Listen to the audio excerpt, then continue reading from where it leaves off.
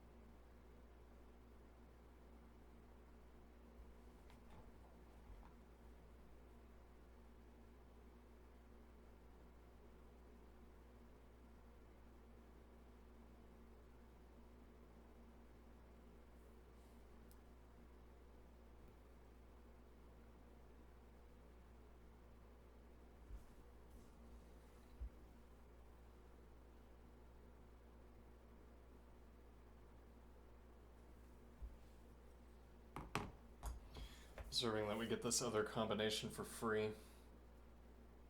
as it were.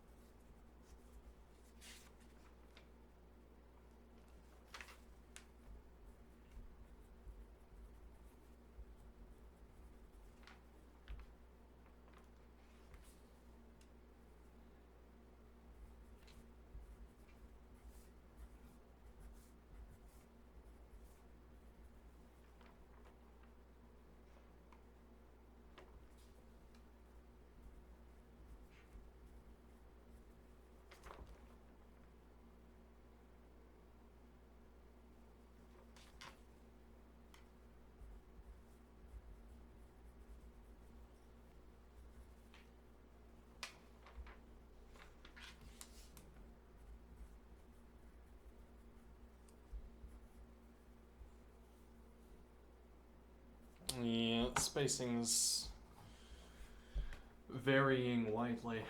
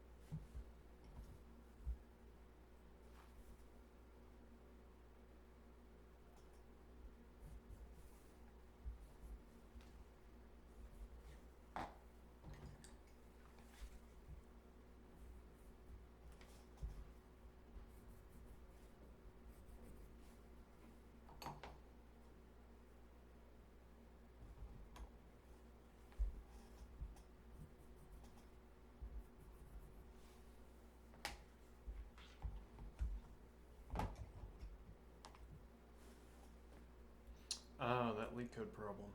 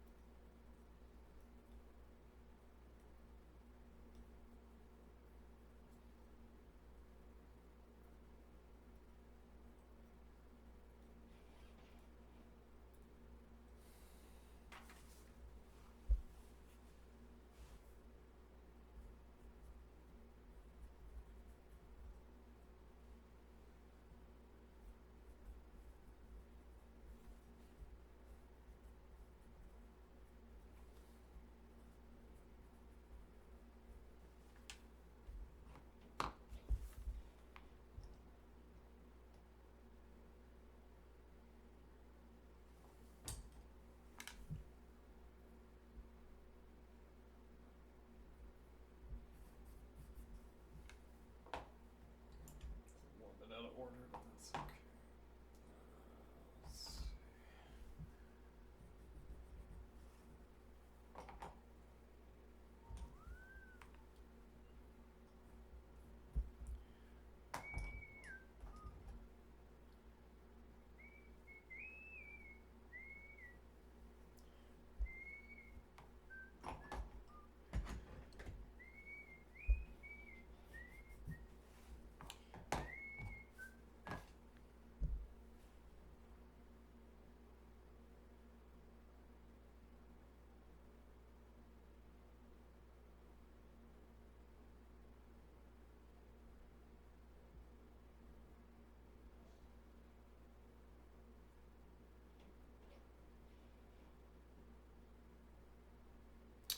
Actually, yeah, why not just use...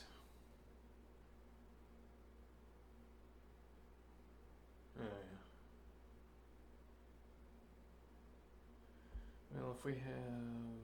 So, for instance, we have True Green for not X is normative A and Spanish Orange for X is normative A.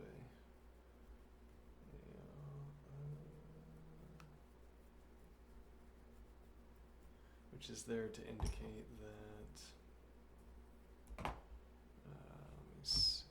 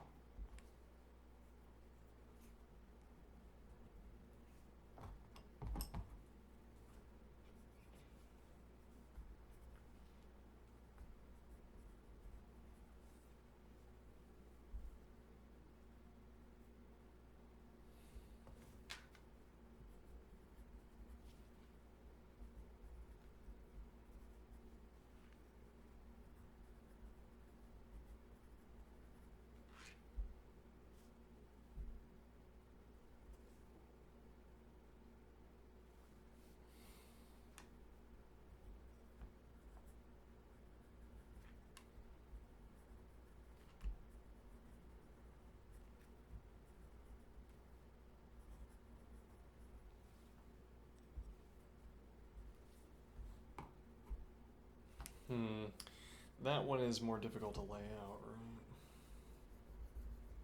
True when Adam is false.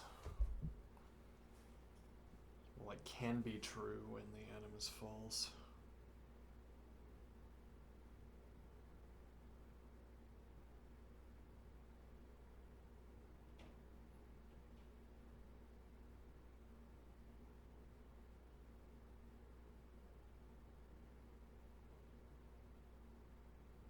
But I think this is adequate. I'm gonna call this a routing error. And then maybe we'll put a little bit of comment gloss on it. Okay.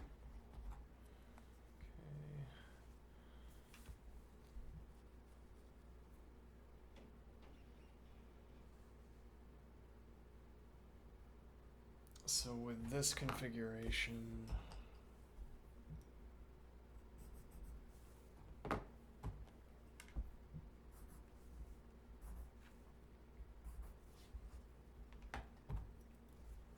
we have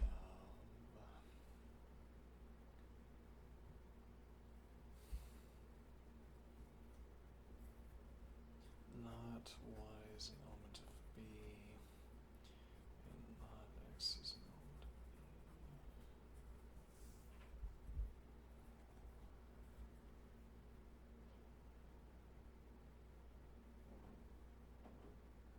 Yeah, actually, we could lay them out in the same way.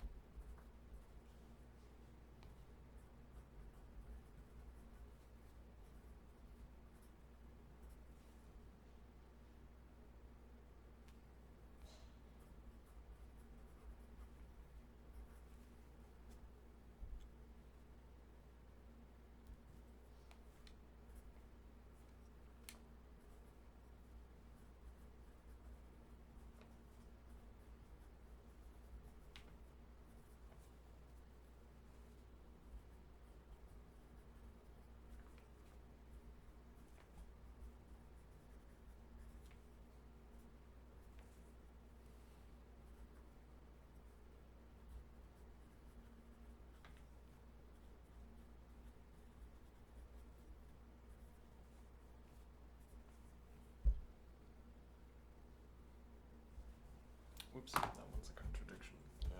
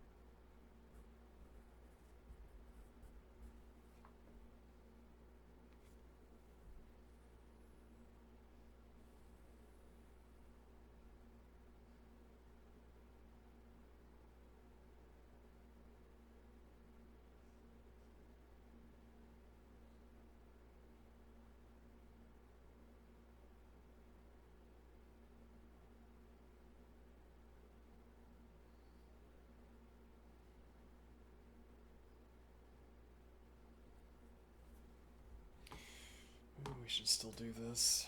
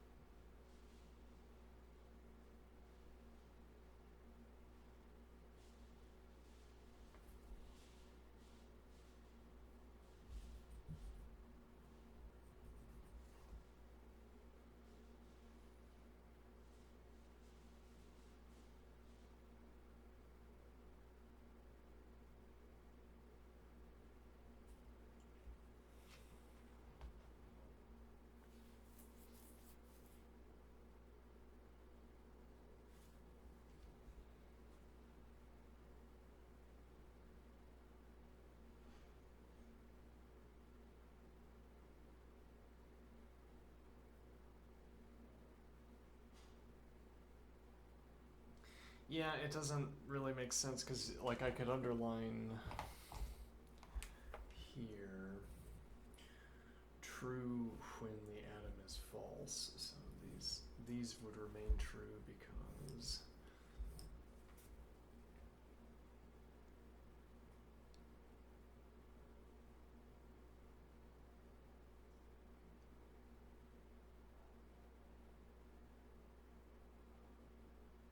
wait a minute, now I'm making technical mistakes. X is normative A. If X is normative A is false, then these statements would actually be false as well. Whoops. Let's see. These, however, would all be correct. Yeah, okay, let's see.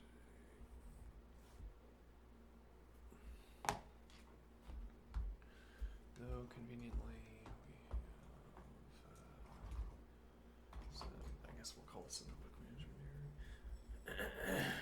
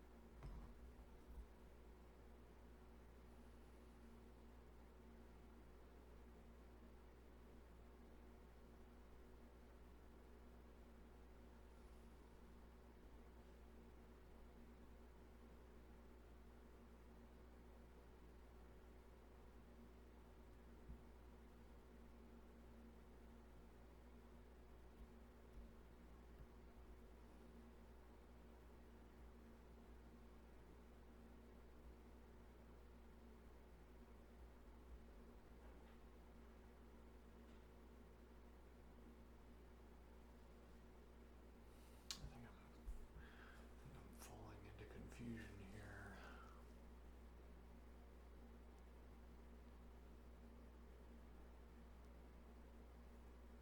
Yeah, this one would be false.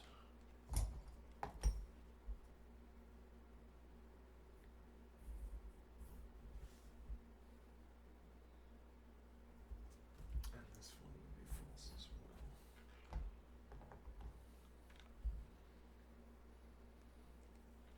X is normal to B is taken to be false here.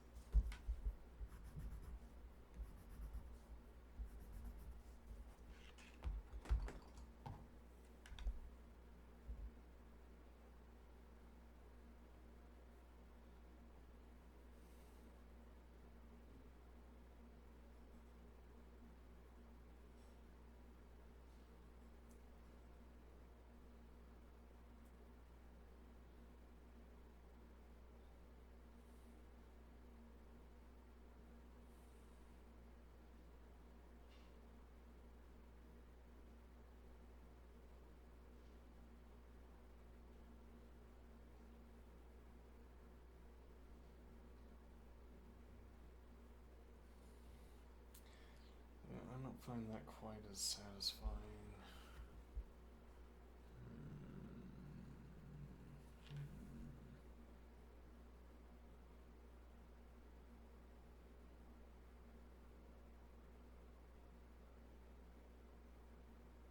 Let's see, these would be ORed together.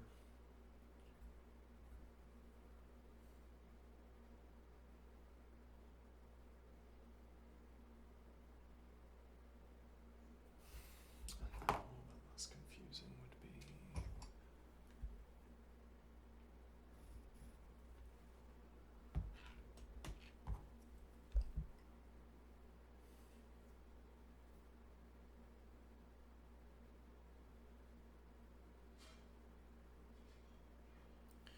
we could have not y is an element of B and not x is an element of B, or not y is an element of B.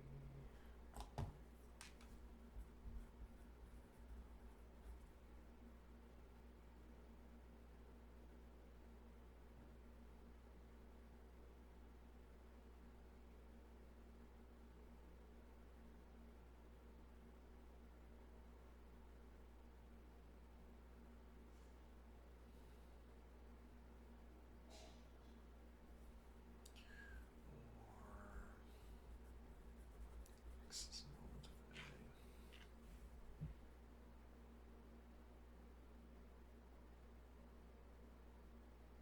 Wait a minute.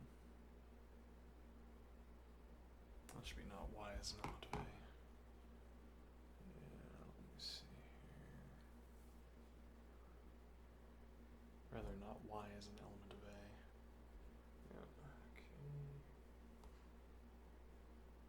This is like tearing up my eraser, it seems like. Like you have to do the vertical to avoid that. Okay.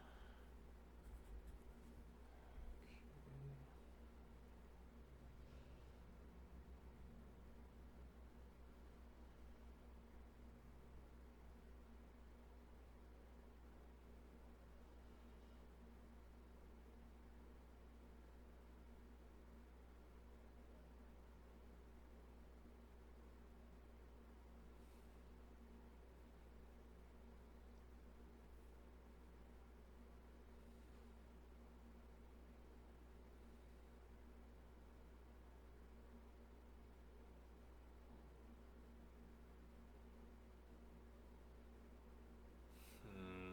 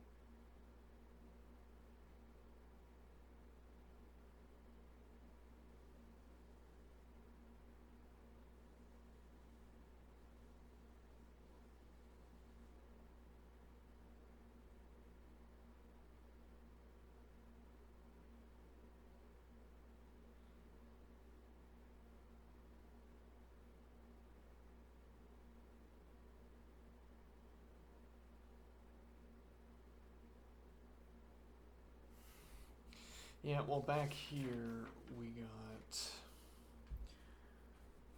Back here we got this more convincing.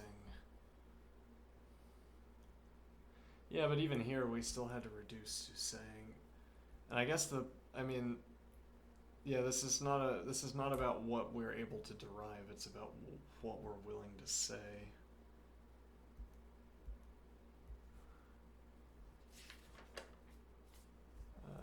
What do I mean?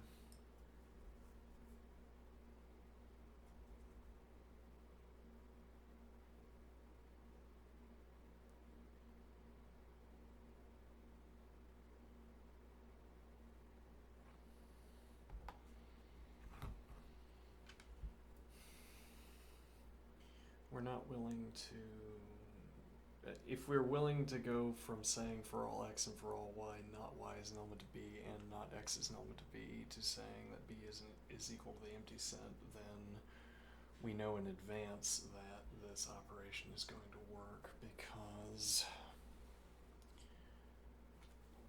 let's see,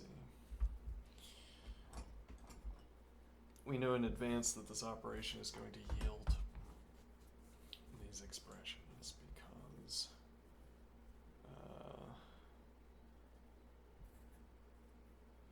not x is an element of A and not x is an element of B, then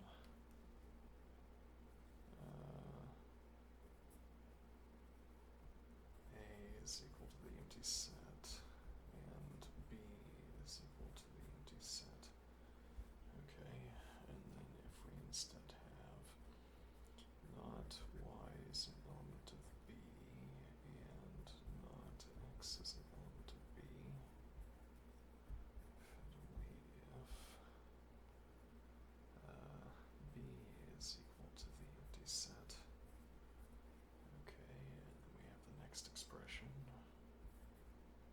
Not x is an element of A and not y is an element of B.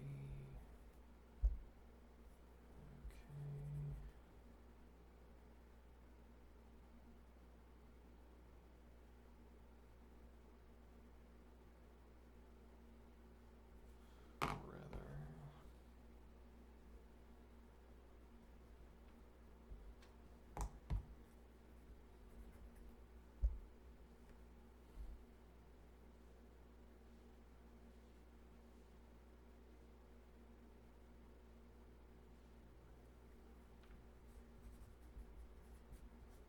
yeah, I want one with a conditional step down, but none of these have that conditional step down. Very well. 1, 2, 3, 4, 1, 2, 3, 4, assuming we've done these in the correct order. Yeah, though actually we could step to the side as well.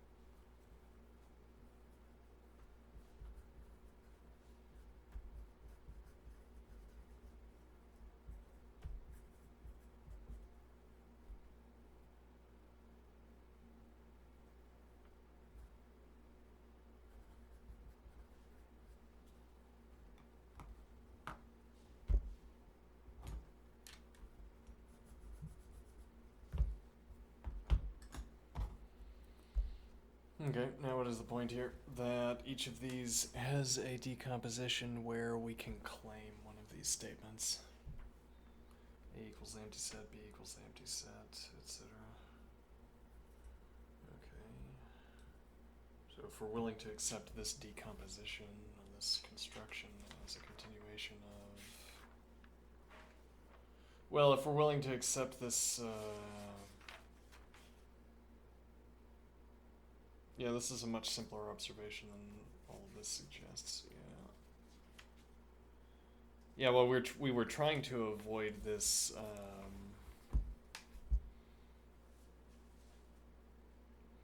We were trying to avoid having to claim that. I guess we were trying to avoid having to claim the empty set equivalence.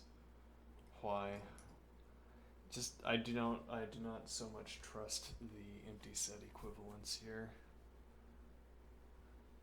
I don't understand what the interaction is between the quantifiers.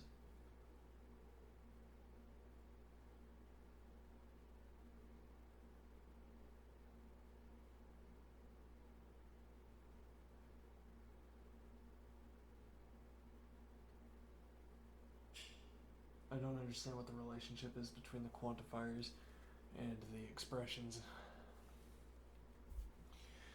We say for all x and for all y.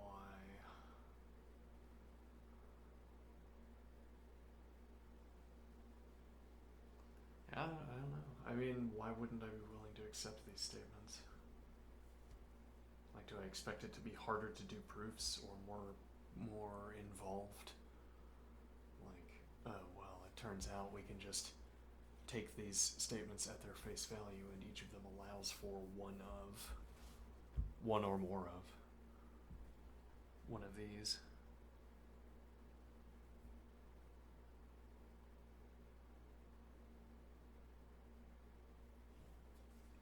Yeah, like this, we could label these based on which of the three expressions they allow for. A is equal to the empty set, B is equal to the empty set, A is equal to the empty set, A is equal to the empty set, B is equal to the empty set, B is equal to the empty set, B, A, B, A, and then B equals A. Okay.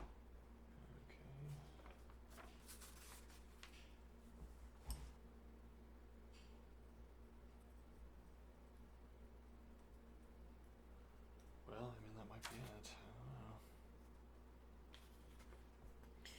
Well, if that's what we want to put down, then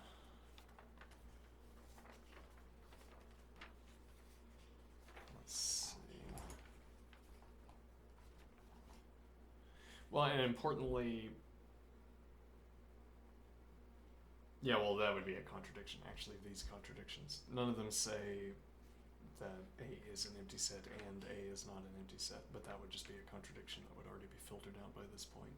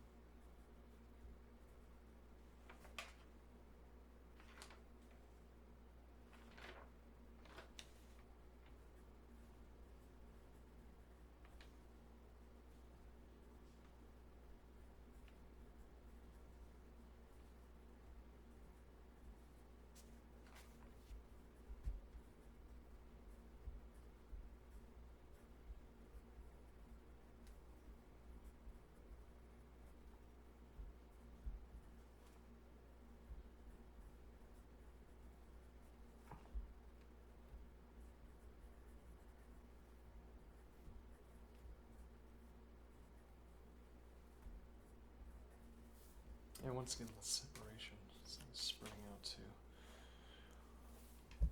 Well.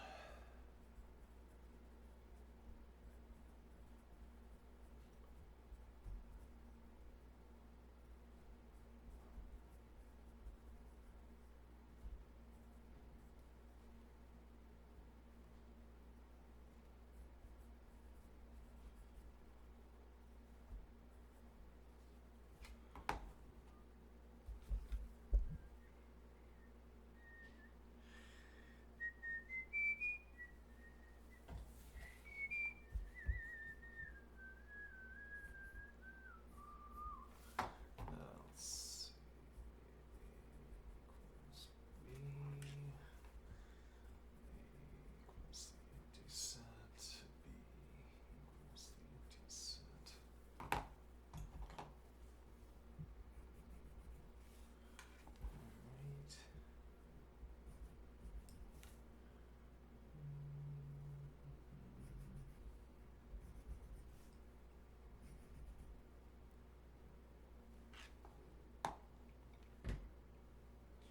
Or we can discard that case. Let's see whether we can discard this case. Okay.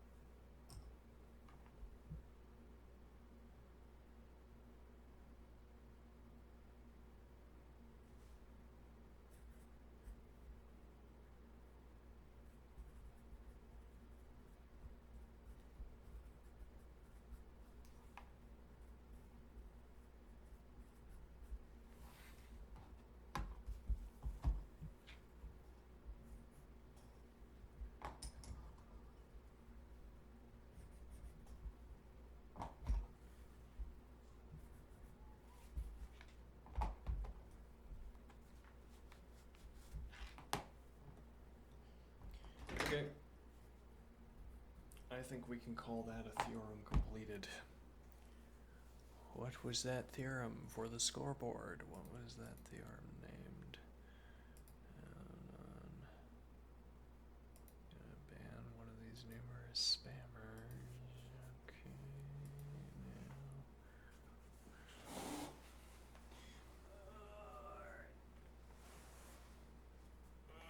Okay.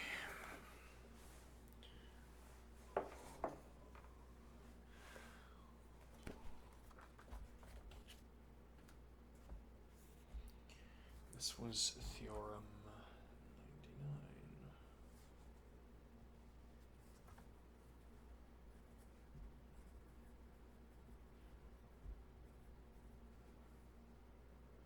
And this is in the forward direction. We already solved the backward direction. I don't remember how we did it, but we did it.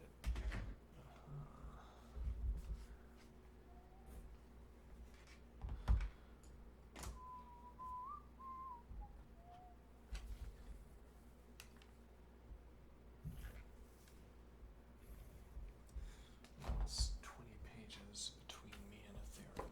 Let's see.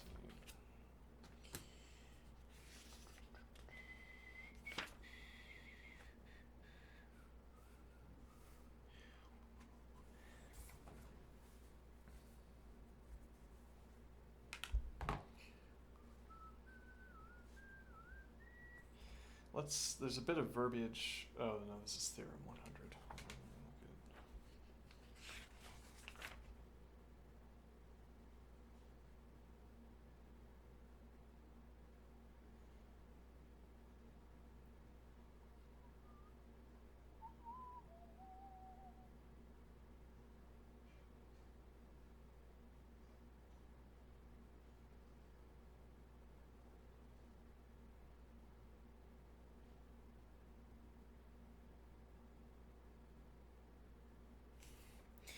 Let's look at the author's proof here.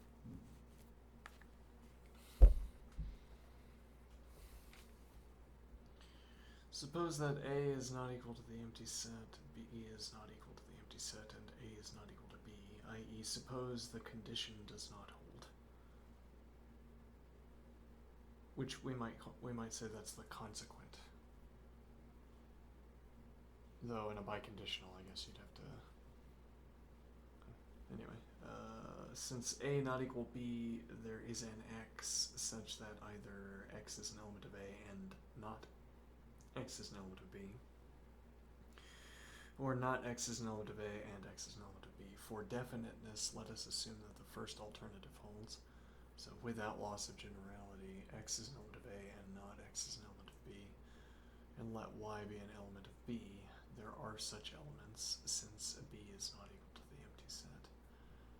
Then by theorem 97, the ordered pair XY is an element of A by B, and thus from the hypothesis that A by B equals B by A, we have that the ordered pair XY is an element of B by A. But by virtue of theorem 97 again, 97 telling us that if the ordered pair XY is an element of A by B, if and only if X is an element of A and Y is an element of B. Let us assume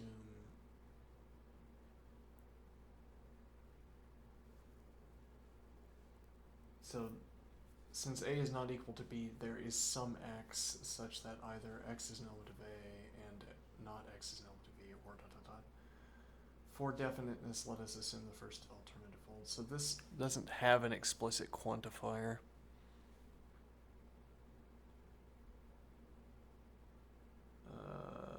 X is an element of A and not X is an element of B. We're just saying, suppose this is a stand-in for some element for which these two statements are true. Interesting. So if we wanted to do the same thing, how would we do that?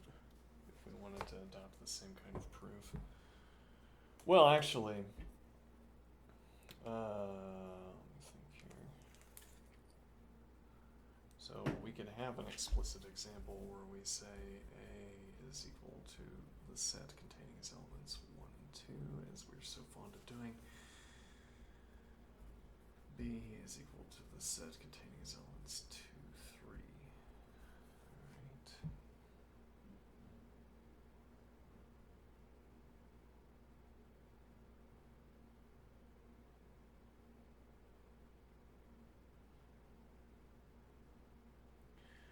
And now we say the ordered pair 1, 3 is an element of A by B.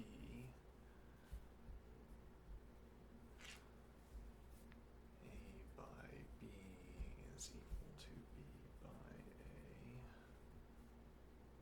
So, hold on, I suspect this is derivable. Therefore, the ordered pair 1, 3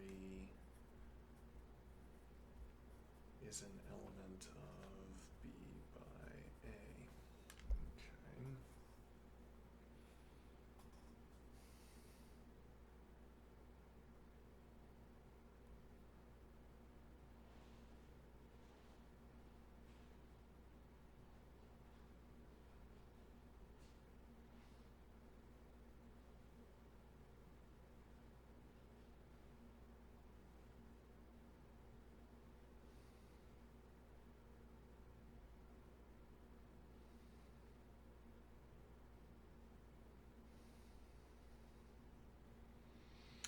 Now what is the idea?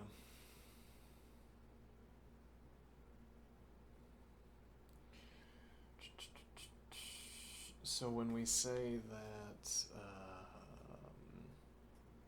so suppose A is not equal to B. Okay, interderivable with this is that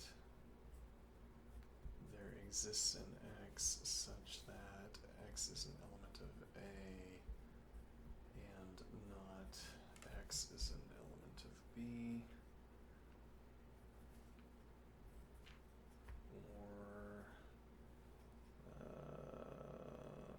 not x is an element of A and x is an element of B.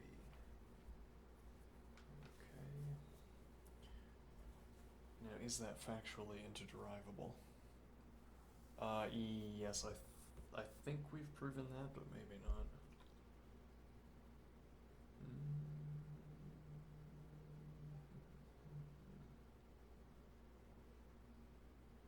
Well, I mean, that shouldn't take too much proving, right? Let's see.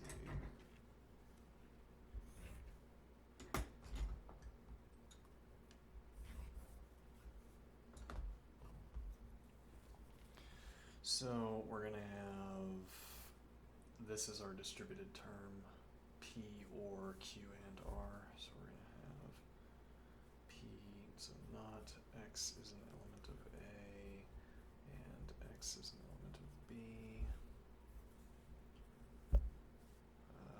P or Q or x is an element of A and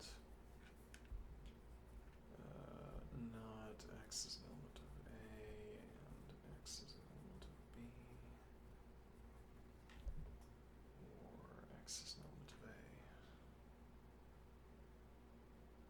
x rather, or not x is an element of B.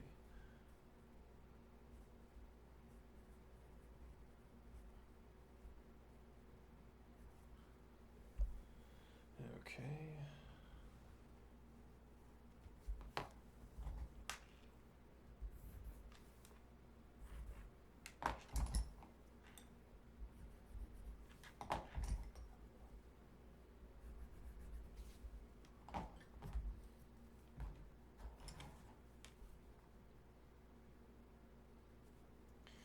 Now we distribute the or, and we get x is an element of A, or not x is an element of A, and x is an element of A, or x is an element of B.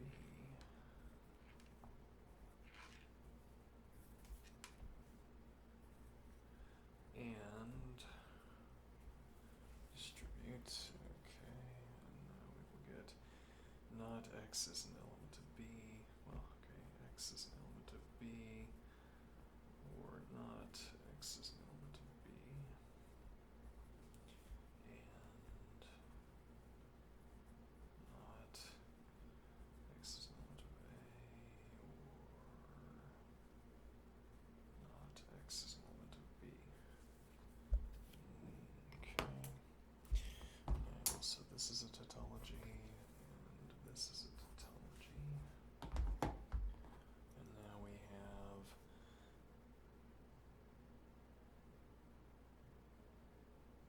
x is an element of A, or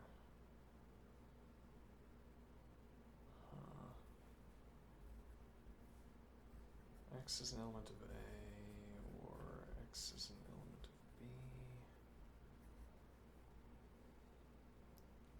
and not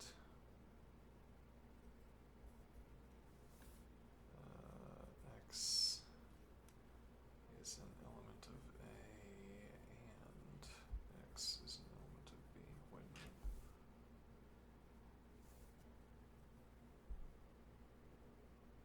minute. Yeah, it's still making sense.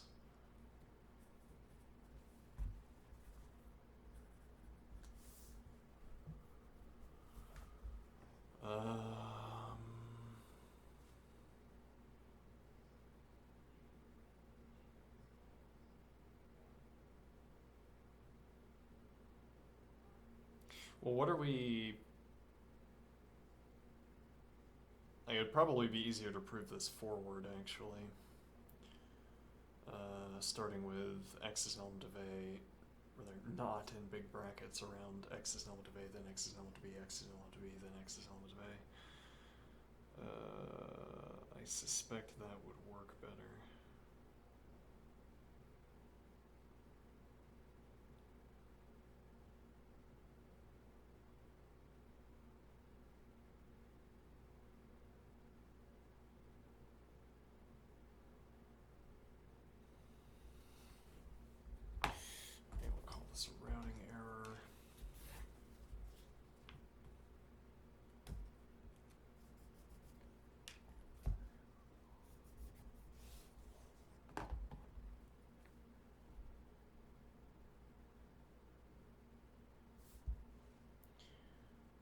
Okay.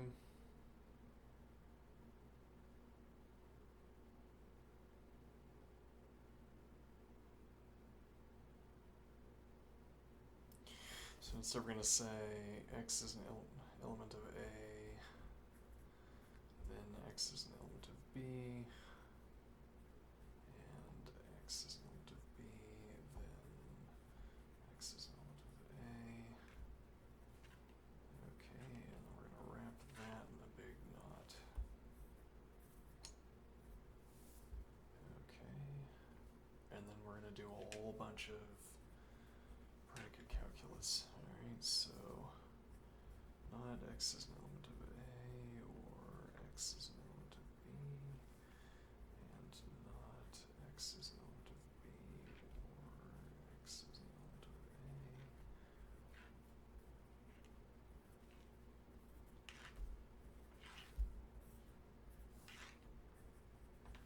Interderivable with. Let's try to distribute this negation in one go. So this is going to be x is an element of A, and not x is an element of B, or x is an element of B, and not x is an element of A.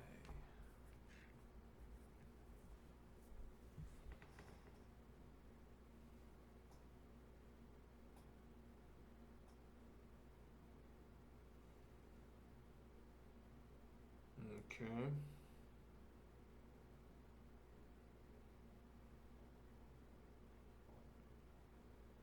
And now we have to distribute this in some horrible fashion.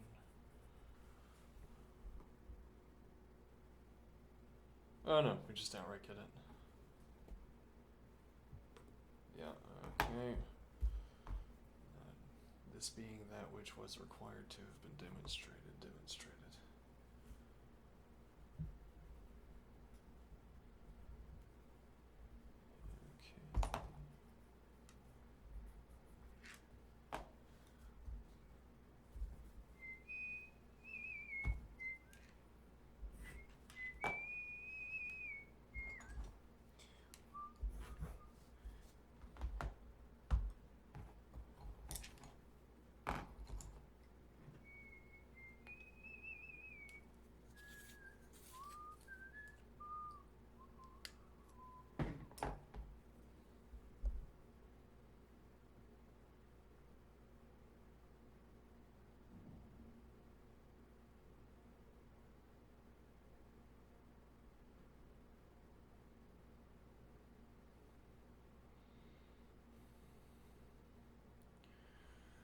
Okay. So now we're going to take these as case A and case B.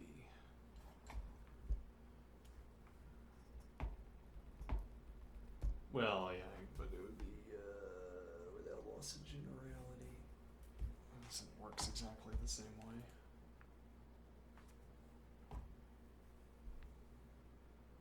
Okay, so x is an element of A, and not x is an element of B.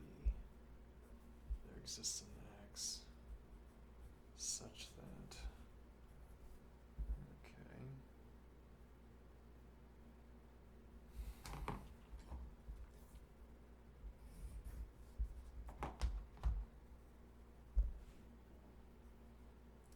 And suppose.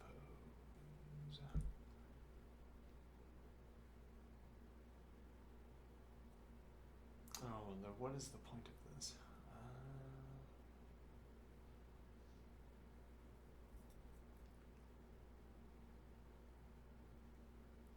Oh, and then we say and A by B equals B by A. Okay.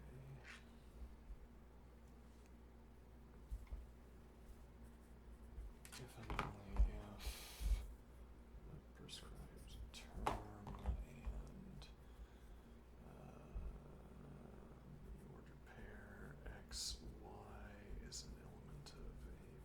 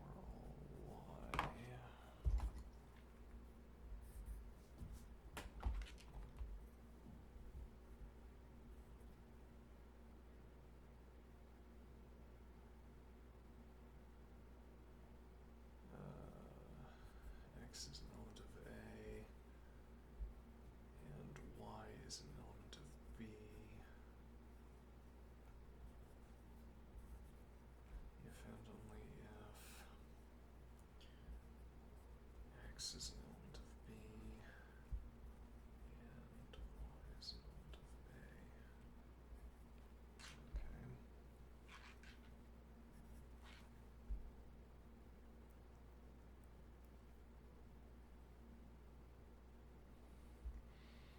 So I guess here is where we would want to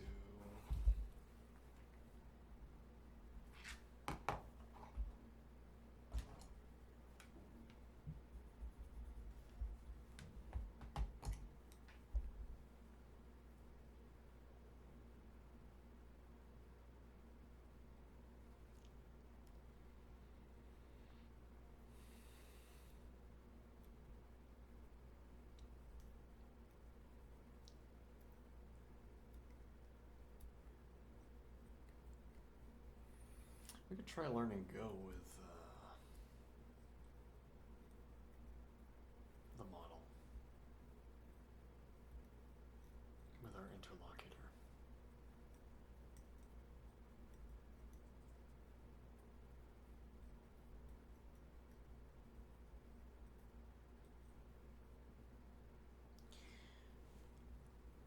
As a side point or a digression, I've done a lot of writing where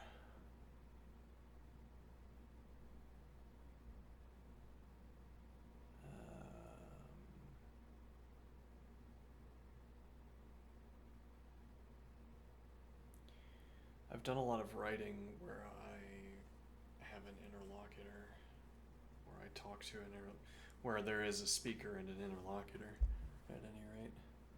I say where I talk to an interlocutor. In those dialogues, the interlocutor was regularly and intensely skeptical. I say skeptical, as in skeptical of my ability to form coherent ideas. Maybe just how I imagine other people constantly criticizing me of incoherence. I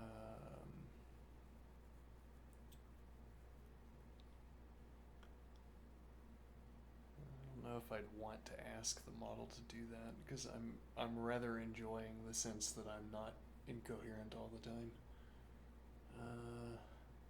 Can I do window capture and add?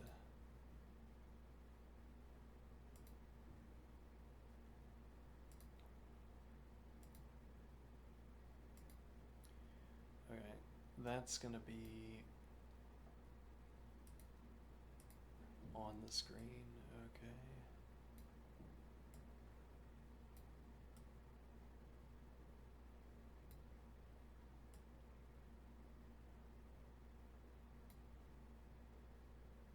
What happens if I shrink? Okay.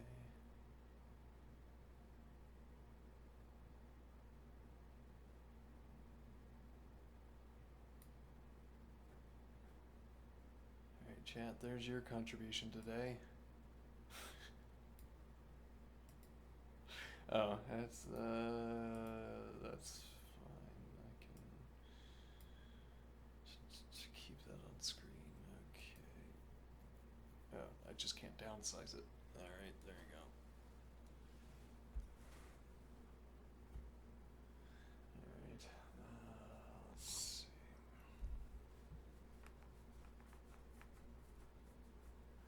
Now what? Now I'm more crowded into my screen. More crowded onto my table. Let's see. So here we'd want to step in and say that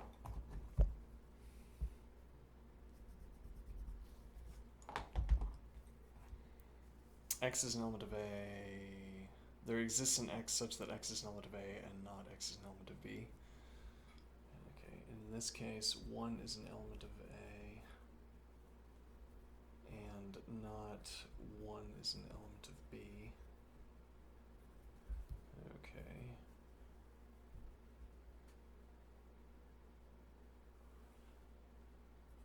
And for all x and for all y,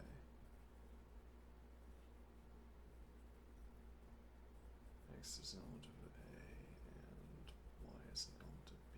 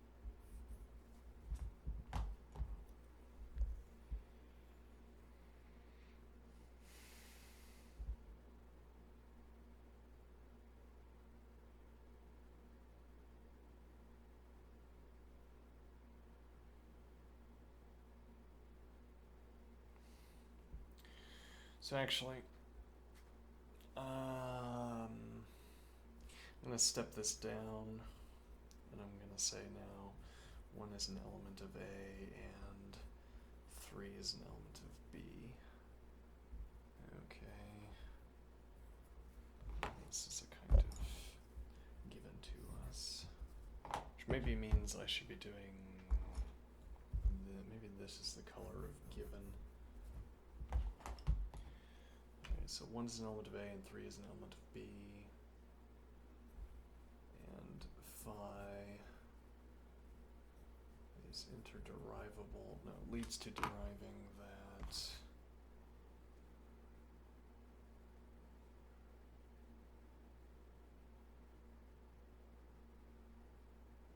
okay, but we actually don't want to drop this.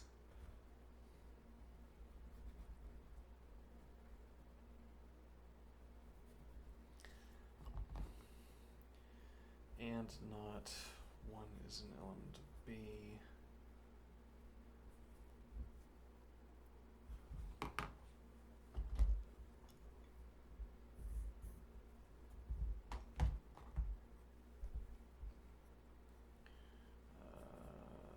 Let's see.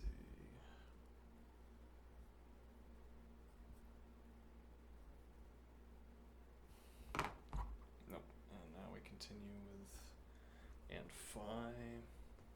And then we can step down again to say that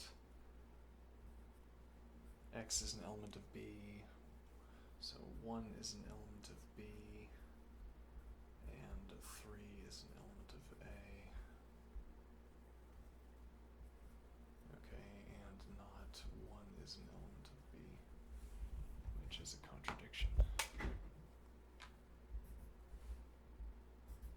This would also be false. But this, yeah, so actually that raises its own observation, which is that we've decided in a way on a preferred method for bringing about a contradiction.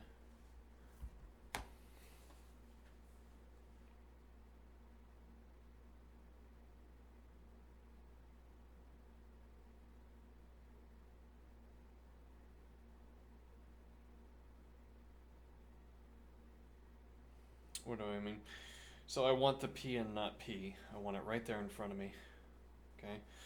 Whereas I could simply have 1 is an element of B and observe that this is false. I don't have to have, well, a different routing would be to say I don't have to have these two expressions, 1 is an element of B and not 1 is an element of B.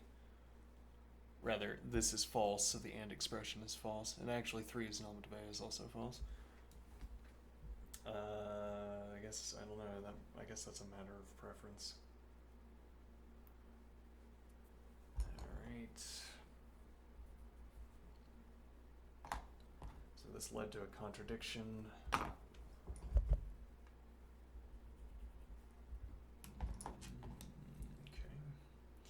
Then what? Alright, so that's what gives me that A not equal B and A by B equals B by A.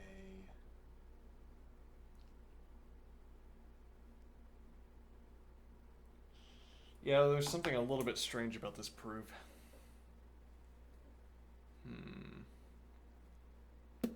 Well, actually, there might not be. Well, I mean, actually, if we say... let me see. How does the author get around this? What do I mean? How are we getting...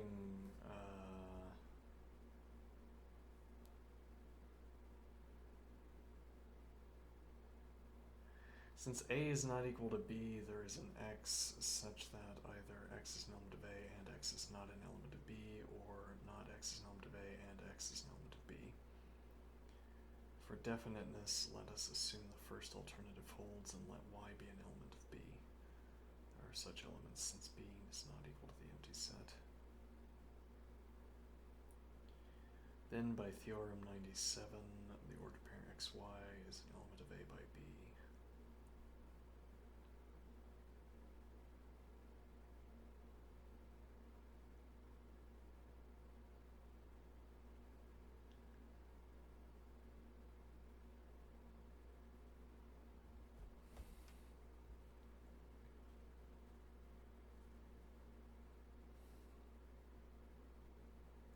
Okay, so but what this says is,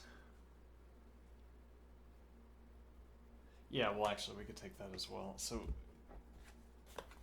let's.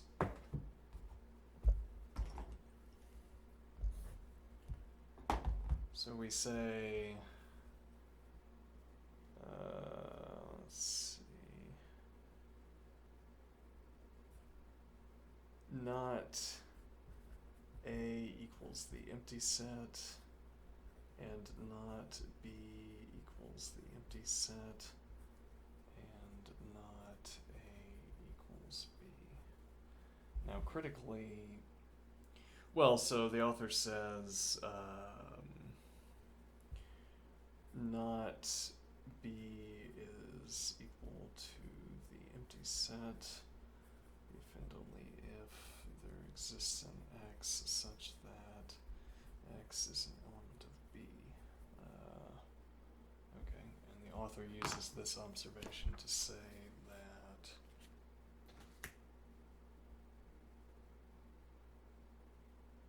let Y be an element of B, there are such elements.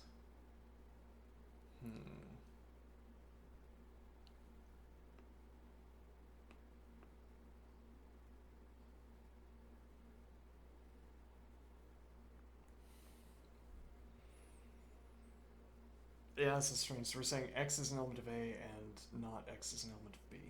Okay. And then we're saying we assume the first alternative. If we're saying X is an element of A, then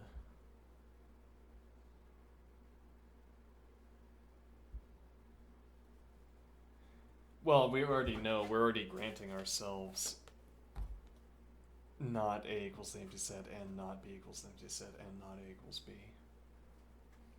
And well, notably, this is the negation. If you're going to negate A is equal to the empty set, or B is equal to the empty set, or A equals B.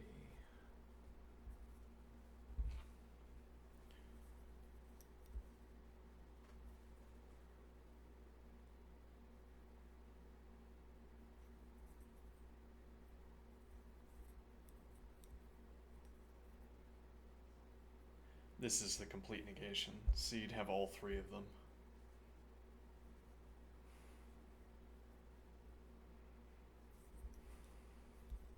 Right, well, and you only need one of them to be true, but I'm not sure what point this is making. Let me see.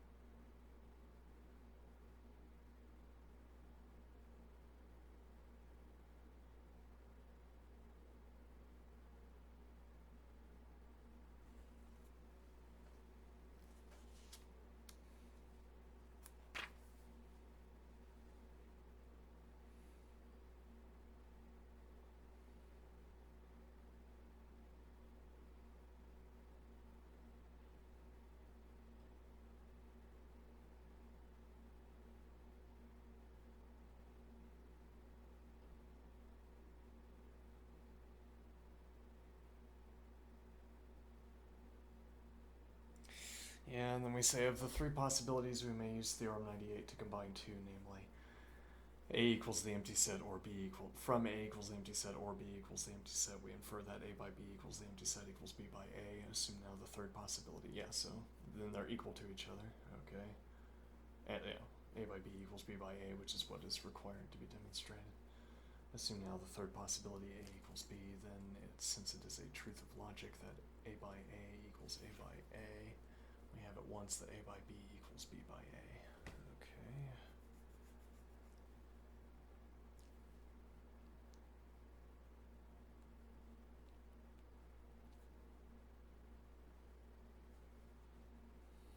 Okay. Okay.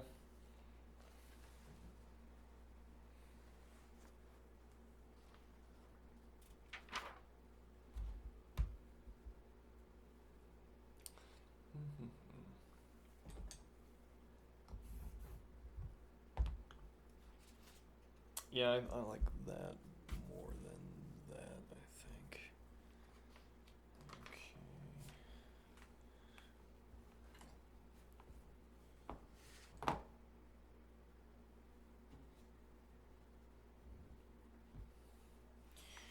Next theorem, Theorem 100. Woo, we made it, Theorem 100. Yeah. Let's see.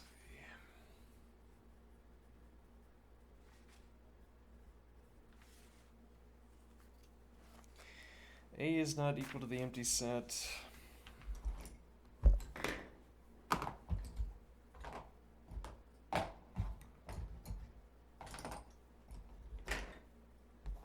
Good to hear it. Yep.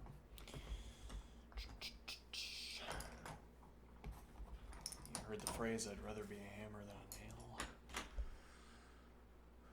rather be a filled set than an empty set. Okay, sure. Let's see. A is not equal to the empty set. And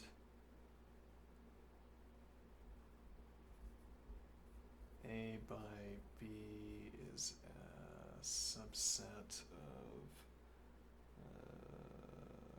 A by C.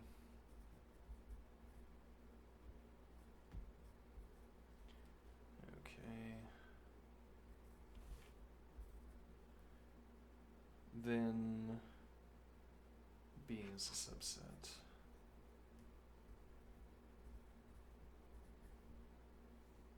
of C.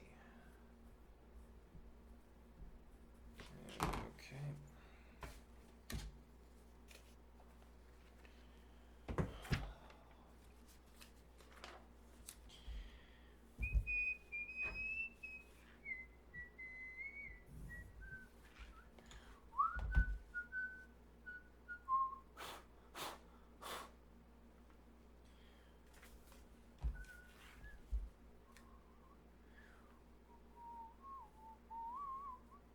Now what? Alright, so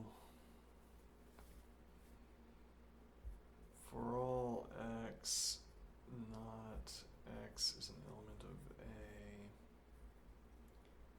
and no, there exists an x, yeah, that would rather be saying A is equal to the empty set, which is not what we want to say because A is not equal to the empty set. Yes, let's see.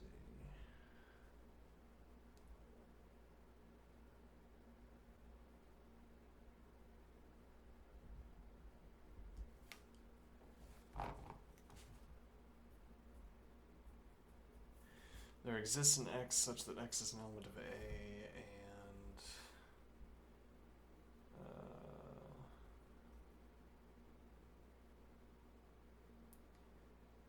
if the ordered pair x, y is an element of A by B, then the ordered pair x, y is an element of A by C.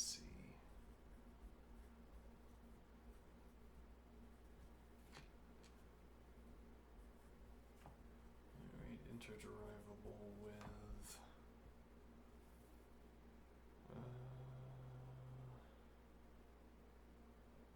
well, so this is going to be, I'll keep the quantifier, there exists an x such that x is an element of A, and if x is an element of A and y is an element of B, then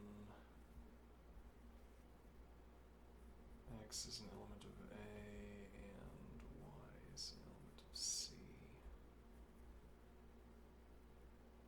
Okay, interderivable with, there exists an x such that x is an element of A.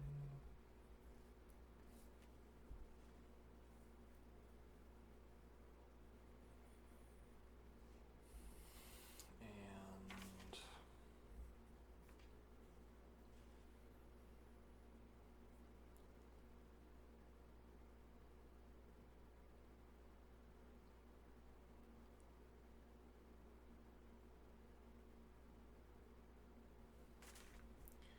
not x is an element of A, or not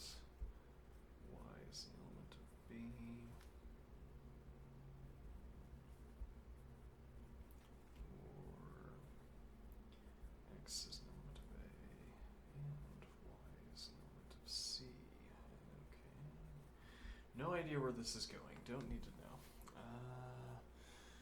Let's see. So, let's distribute, shall we?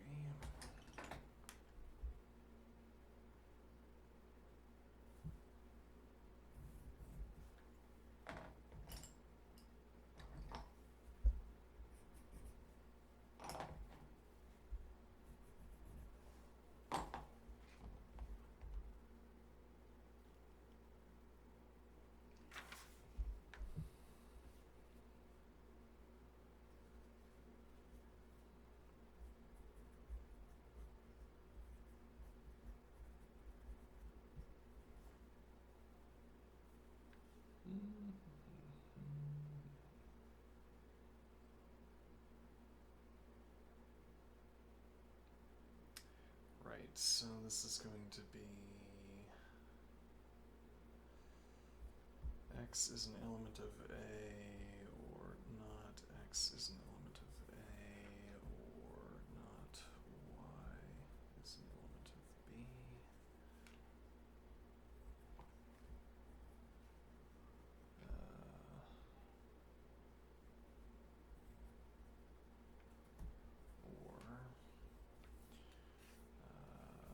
Not x is an element of A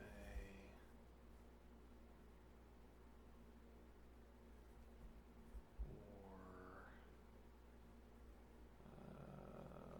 not y is an element of B or y is an element of C. Okay.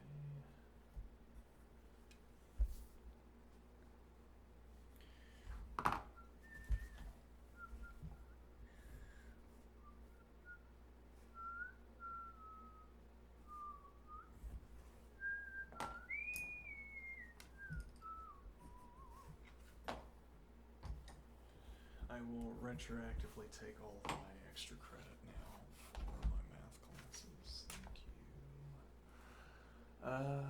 So we're gonna have there exists an x such that, so we should note this is a tautology, which makes the entire expression a tautology,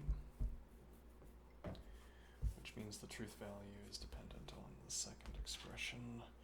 So there exists an x such that x is an element of A and not x is an element of A or not y is an element of B or y is an element of C. Okay. Now I could say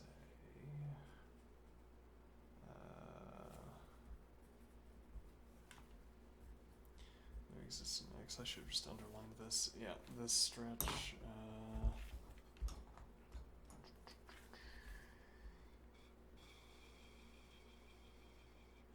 Should have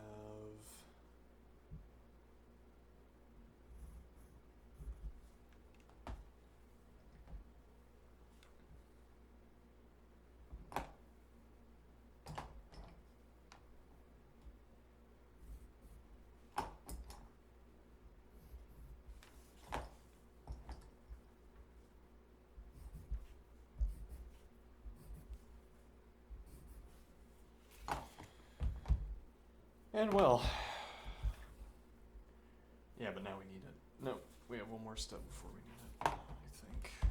This routing anyway. Now we have not x is an element of A or B is a subset of C. Okay.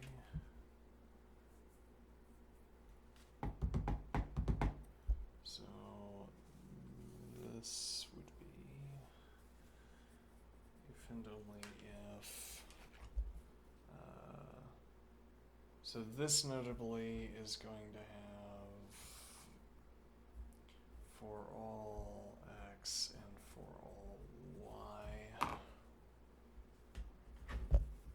as its quantifier. So now we want to say what? Well, we're going to distribute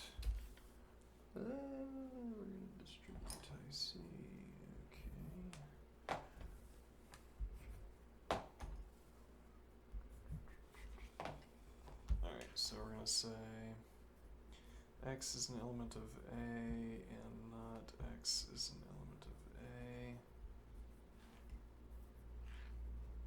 or X is an element of A and B is a subset of C. Now this is a contradiction, meaning that the truth value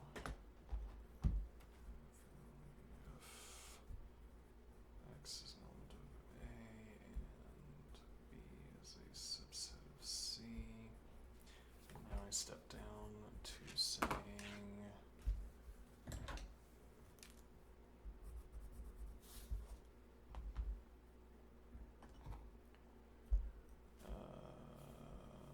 B is a subset of C. Okay.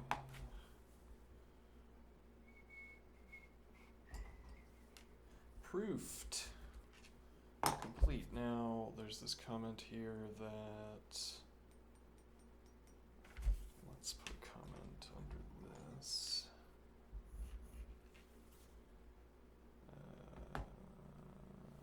Yes, that'll be red.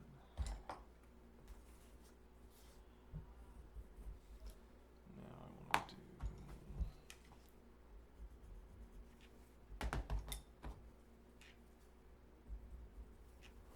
this is saying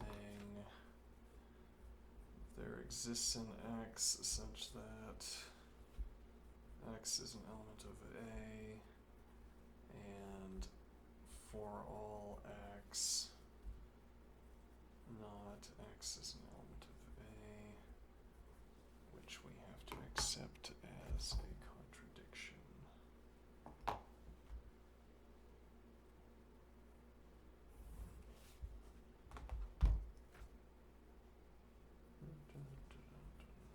Seems like a reasonable contradiction.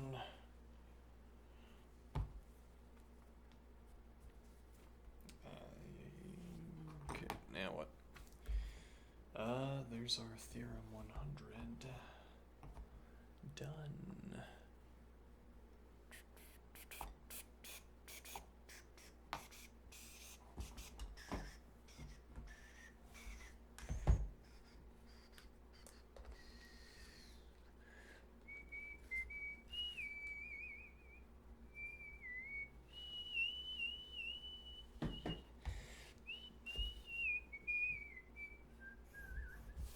Maybe I should just listen to blues and jazz.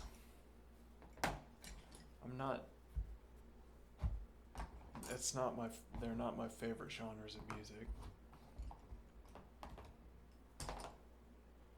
My favorite genre of music is washing machine sounds. Nah, refrigerator sounds.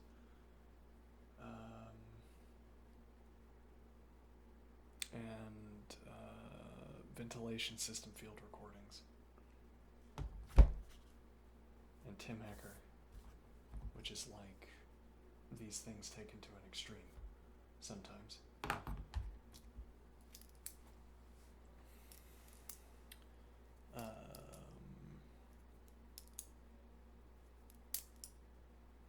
What was I going to say? Oh, right. But if I listen to jazz and blues in the background, my whistling, I think, would automatically take on a kind of bluesy jazz feel to it. Might be amusing.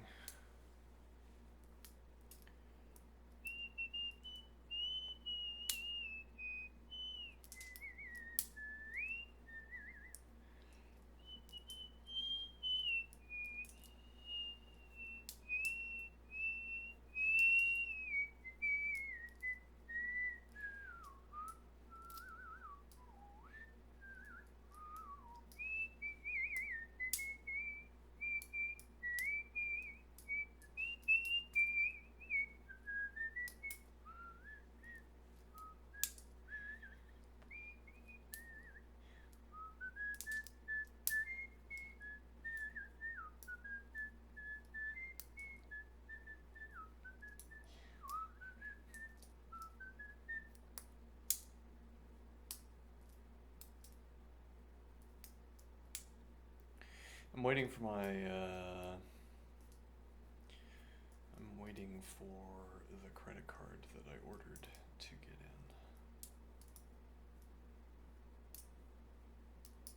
I did not have one prior to this point.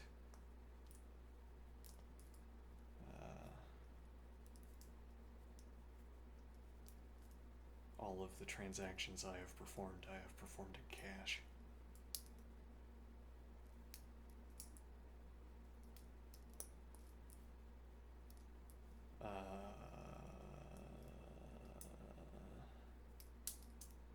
I think we'll be ordering some books, we'll be getting some PDFs. And among those books, we're gonna pick up some programming language.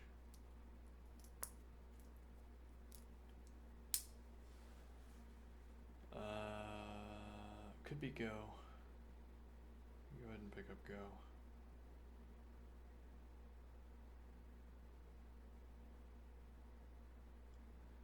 Yeah, I think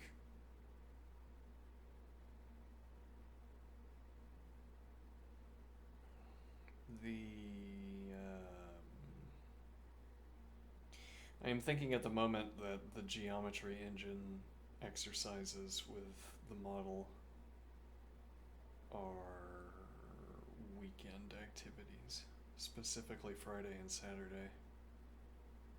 That's what I'm thinking. And we go hard for those activities.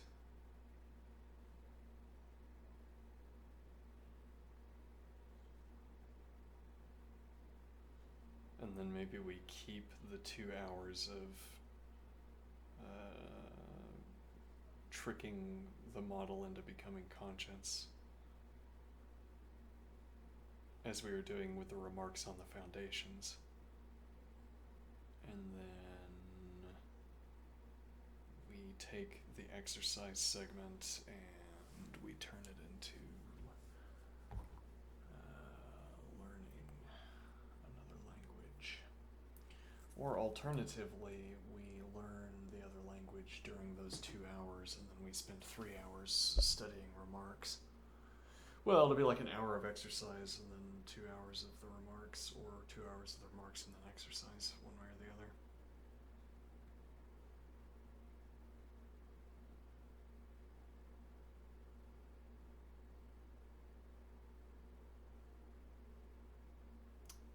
Reasonable. Whether I follow through on it depends entirely on my preferences from moment to moment. Alright, I'm gonna take a break.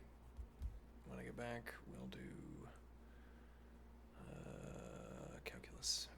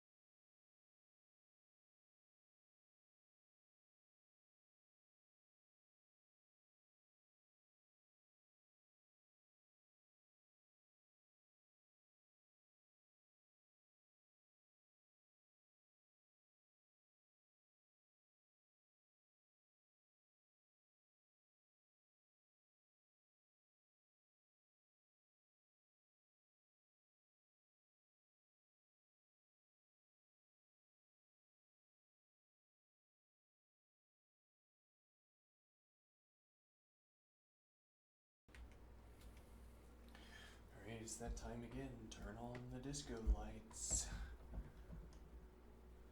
It's time to dance. And to be upside down.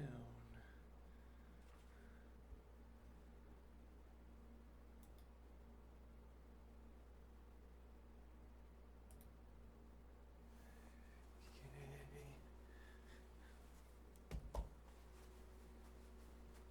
Oh, right.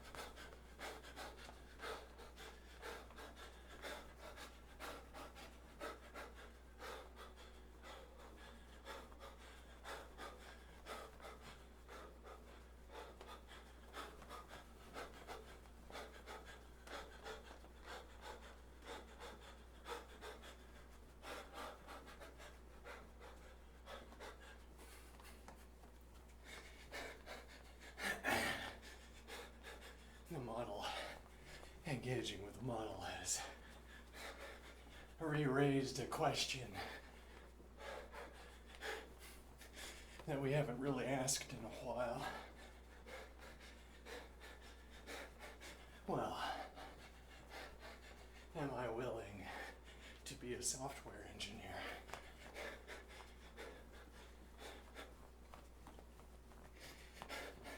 Well, even if I weren't, I'd still be doing the same thing I'm doing now.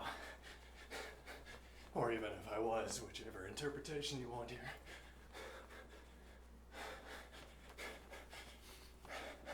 We still haven't really reached a divergence point. Though, one reasonably argues that we are diverging.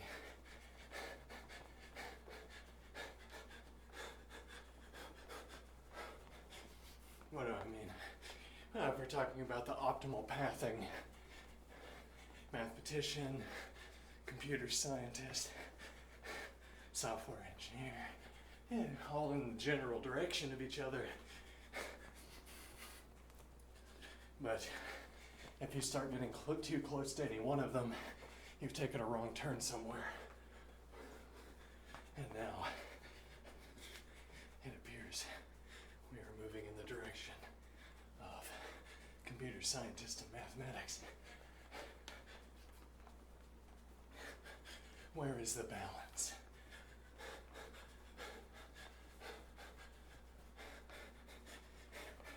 And well, willingness is preparation. Willingness implies preparation. Yes, but what if someone saw my geometry engine ideas and said, here, I'm going to throw a bunch of money at you. And then I don't have to be a software engineer. Yeah, well.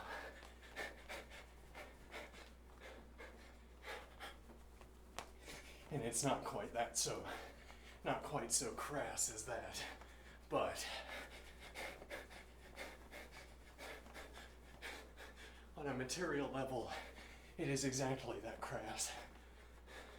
In terms of decision making, well, if someone just throws enough money at me to do something other than software engineering, I don't need to do software engineering. Yeah. And then why would I learn Go?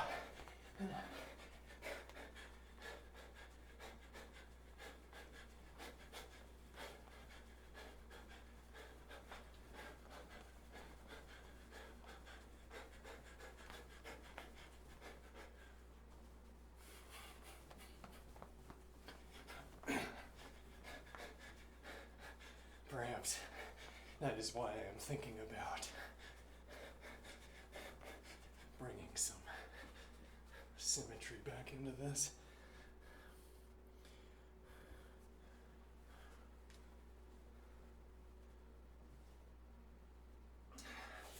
Well, I say this because earlier I asked the model,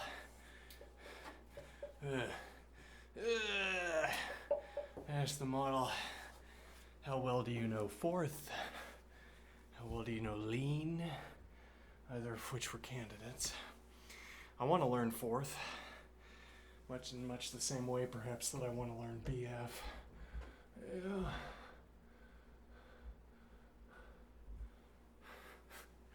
I enjoy useless things. Alright, now what?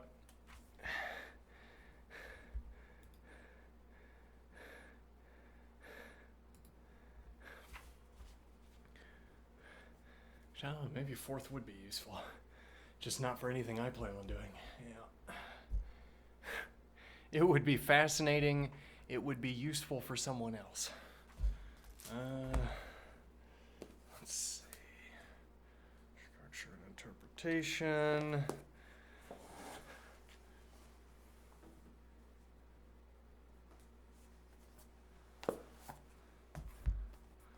Proof. If we lacked it.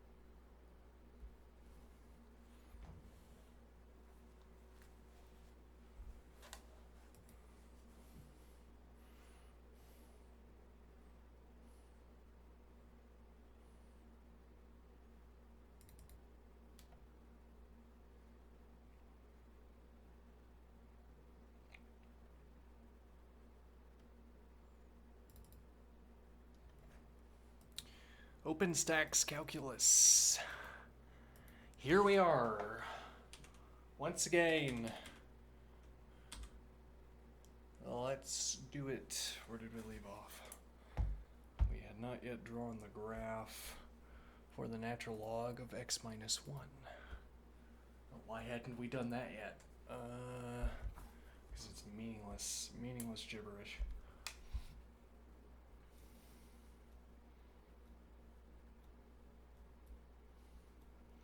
Well, though, I guess really the point here is that we want to remember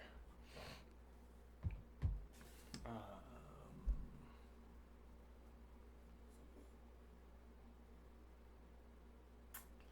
me think here. Well, yeah, okay, we could say that a 2 is equal to a 3 here. Though then this is not going to be keeping a continuous numbering scheme with back here. Yeah. So this would be more like a2. I could renumber this and call this a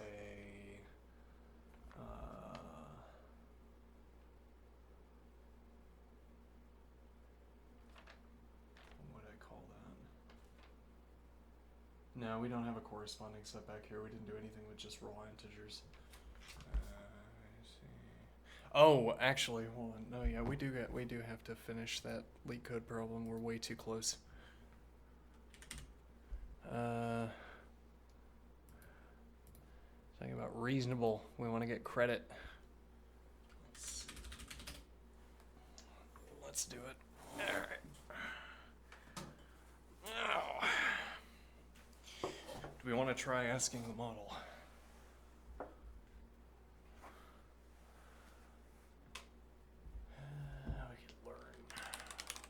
We need to learn debugging skills, probably.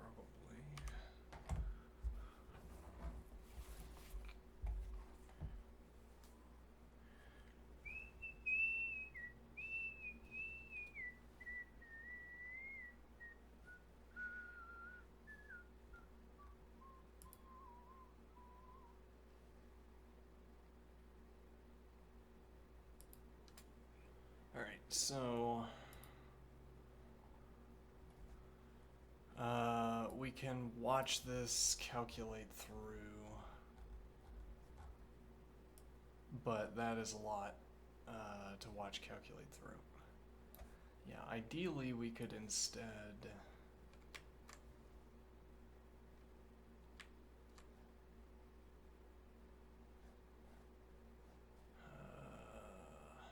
figure it out.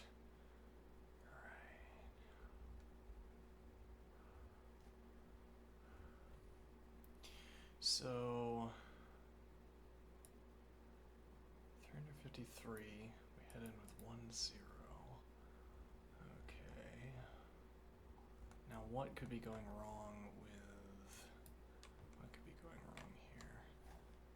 217 is the very next number, indeed. We have an accumulator of 0, but that gets added in. Why are we not starting at 1 and then adding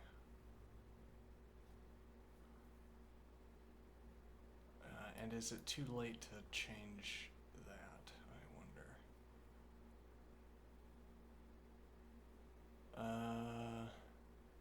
So we've put an element into the storage list. Reverse storage list actually, but that's a matter of convenience.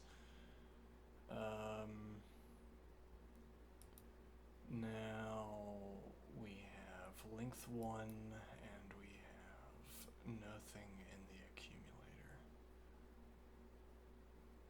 Why do we have nothing in the accumulator instead of 1 in the accumulator? Let's see what this does. So accumulator count is 0, null nums list value, that is not true. Greater than car nums k integer, not true. We have a current, because we haven't actually tested, right, we haven't actually tested whether we're,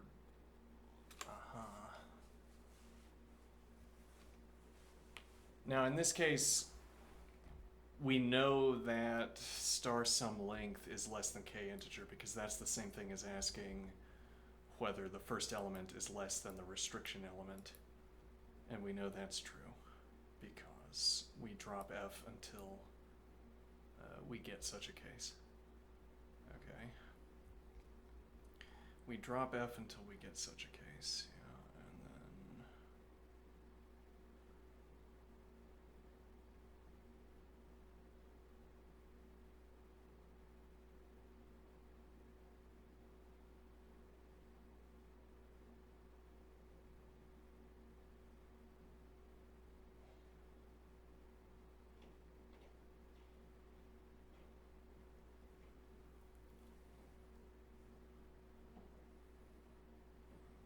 right, so star sum length must be less than k integer by default. Okay, but in every other case, given how we are updating, that would not work out. All right, so why is that exactly? So we currently have one element. This obtains. Now we add car of num's list to the sum, and we add one length, rather. Okay, and we add accumulator counter. We add to the accumulator counter, we add the length, because that's how many numbers are in our sequence, in our subarray. Okay, currently 1. And then we bump it up to 2. Okay.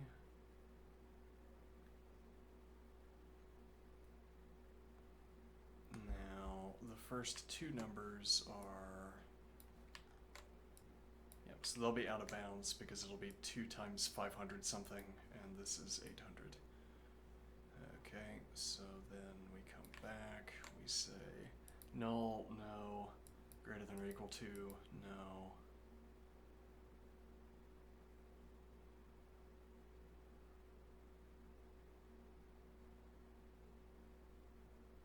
That's kind of a strange one, right? Isn't it? No, because this, well, it'll loop back around until we get a suitable number. This is just effectively drop f. Now, there's the question of whether we should drop f. We could drop f instead of looping back around. It might be cheaper. Well, rather, probably it's cheaper for some test cases where we have consecutive numbers that are all greater than the k count, than the restriction number k. But I get less than star sum length k integer. Let's see.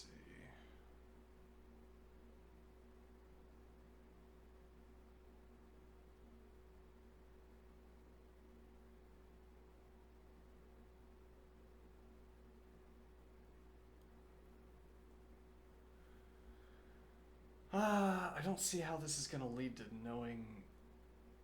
Well, okay, so this is going to be false. So we head to storage cycle. Yeah, and then we sub 1 the length, we subtract car of reverse storage, which is the first element in the sequence, notably, from the sum. Okay, and then we head into storage cycle. Okay. Now reverse storage will be null. I'm beginning to think it might be more prudent just to go ahead and do this. Okay. Let's try it. Well, because the point is that this line of inquiry, the way we're carrying out this line of inquiry, this only succeeds when if we can keep the state in our heads correctly, and then we run into the position where the mistake occurs, or where the off value arises. That's not a... It's not clear that we would be in the correct state. It's not clear that we would notice the mistake when it arose. Rather, we want Well, I mean, this is all the same information. Supposing we can think about how the process works, this is all the same information, but much more condensed. Okay. So we have sum 353, which is the first term. There it is in reversed storage. Length 1. We add 1 to the accumulator. This is our value that is over 1,000. Okay, now we go to storage cycle. We remove 353 from, well, no, we have, let me see. We remove it, reverse storage is null, so we shift storage list.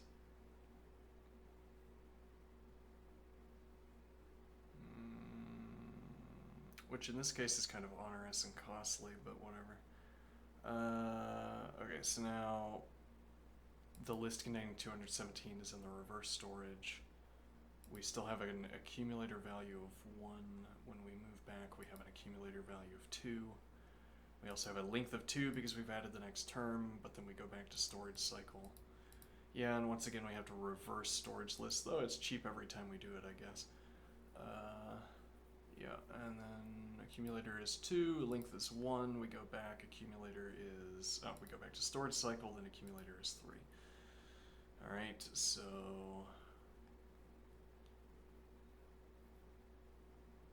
let's see.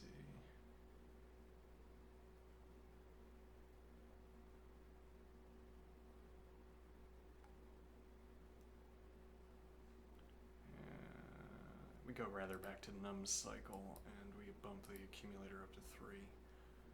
Length is 2, we go straight back into storage cycle.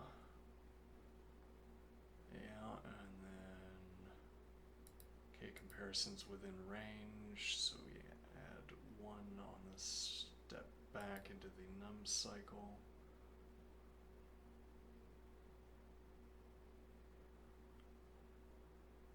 Okay.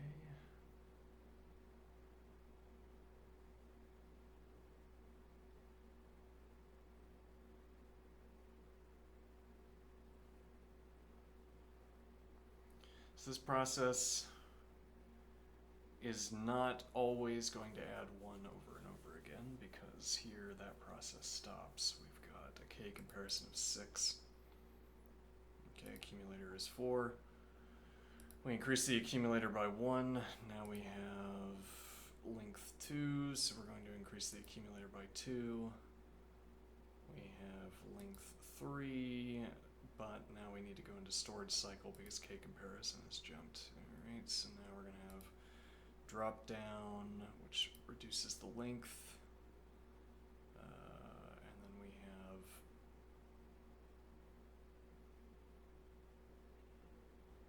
reverse storage, we drop down again. Okay, and then we add 1.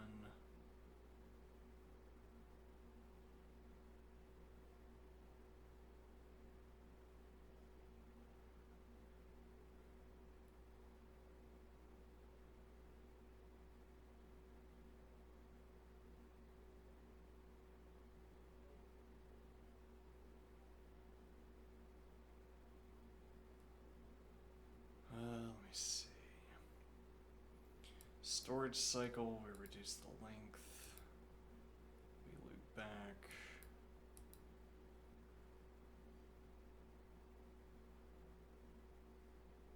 Okay, we increment.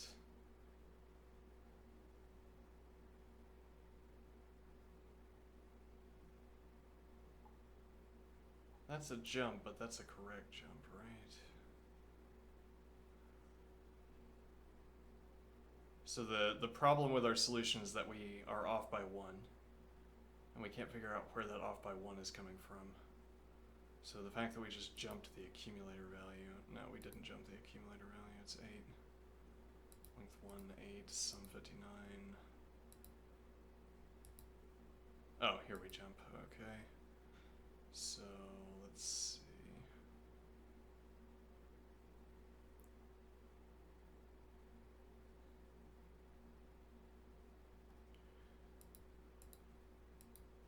So it's 129 plus 59 to get a length of 2.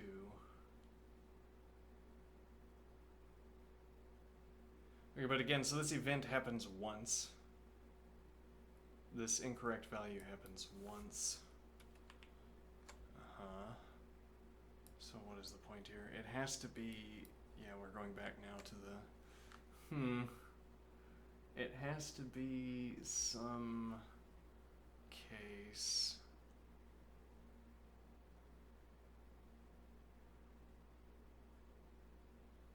that only happens once.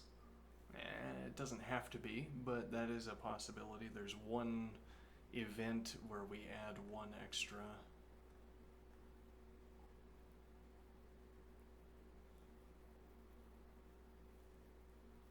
What is our unlikely event here?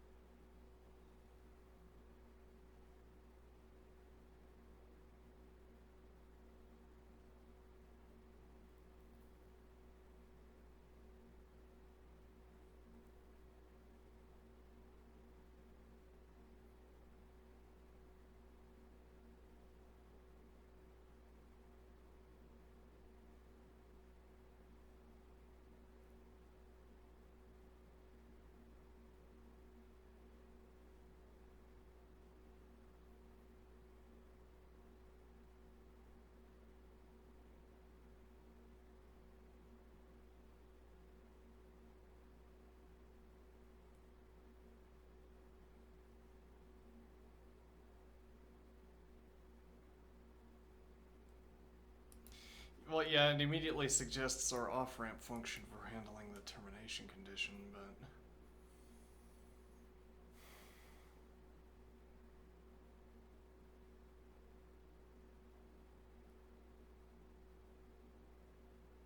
we've already looked in this direction and didn't find a problem.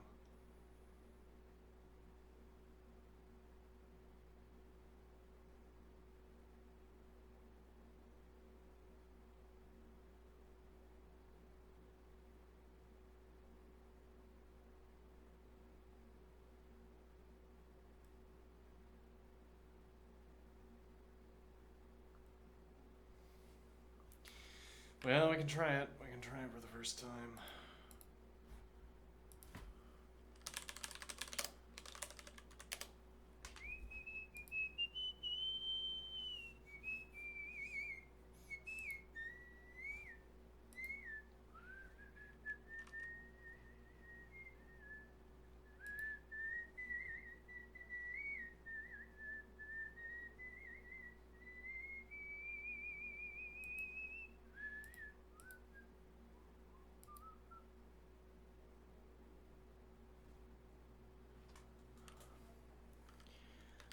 I'm working on a coding puzzle.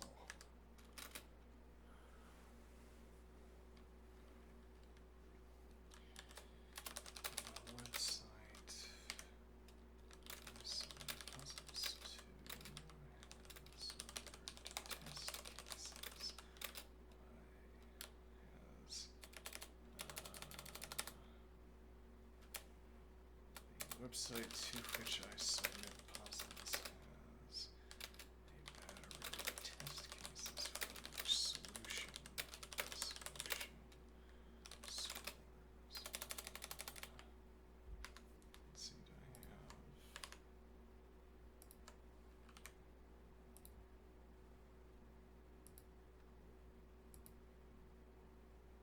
my solution gets 166 out of 167 passes.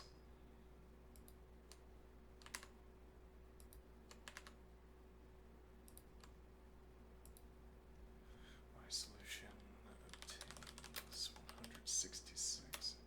Solution passes 166 out of 167 test cases.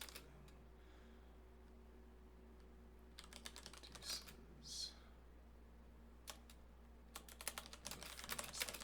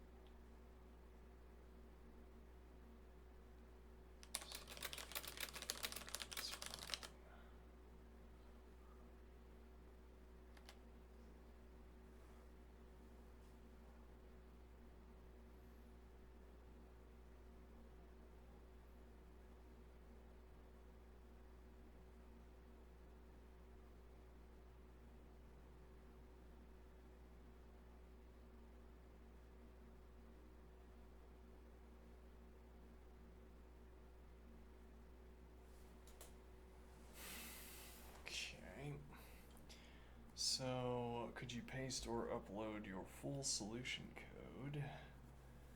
Okay, hopefully that will keep its, let's see, a brief statement of the puzzle or problem. Let's see.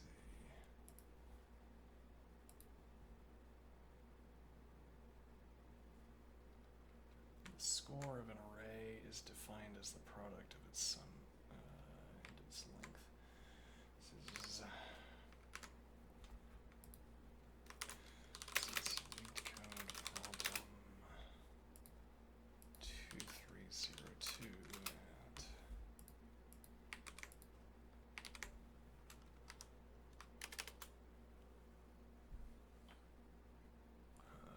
okay.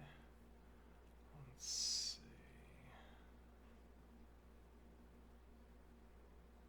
Details of the failing test case.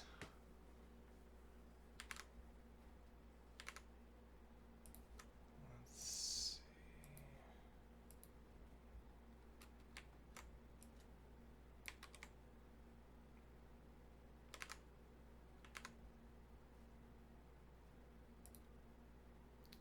I keep wanting to.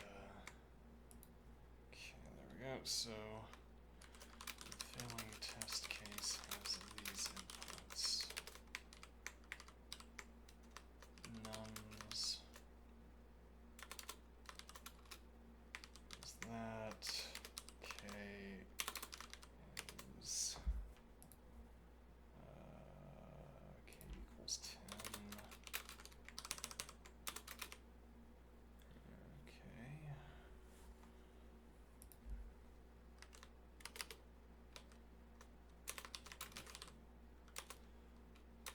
My code doesn't format well.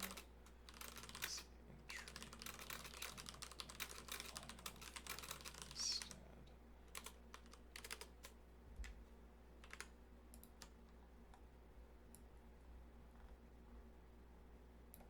Let's remove displays.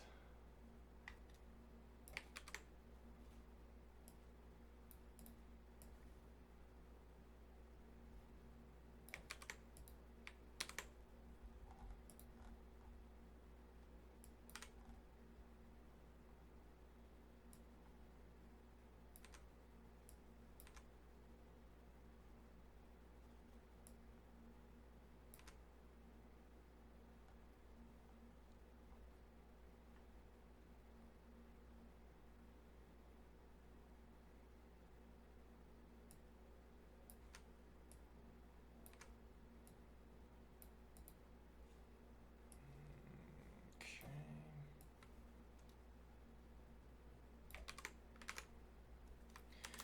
The solutions in bracket.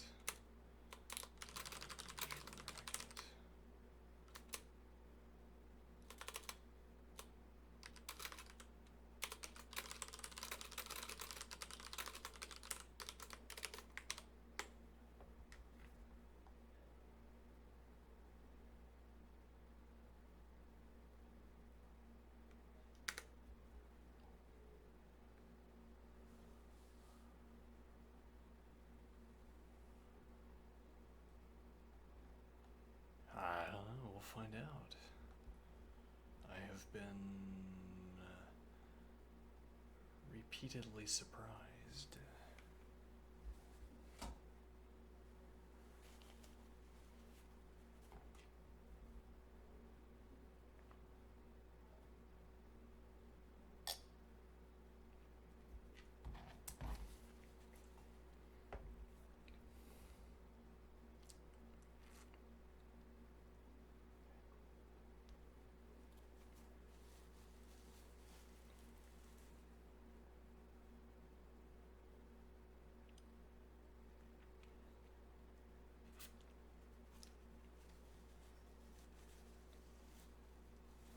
Uh-oh.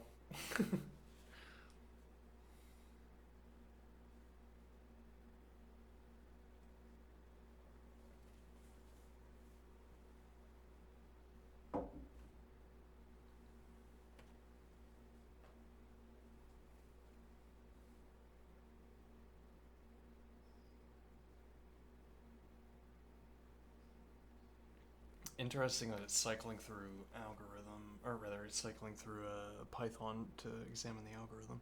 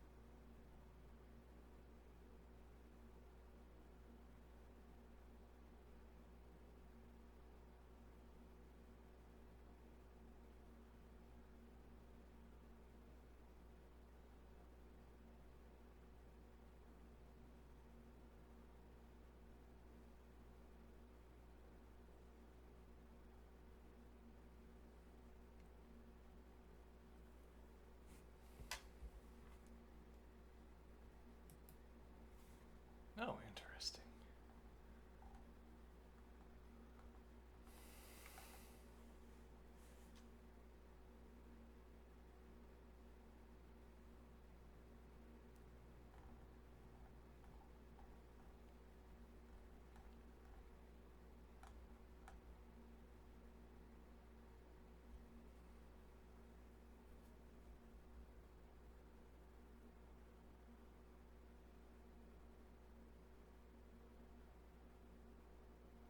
I can't run the racket code. Oh no. That's gonna complicate matters, I suppose. Let's see. Analyzing the behavior of Cond 3. Interesting.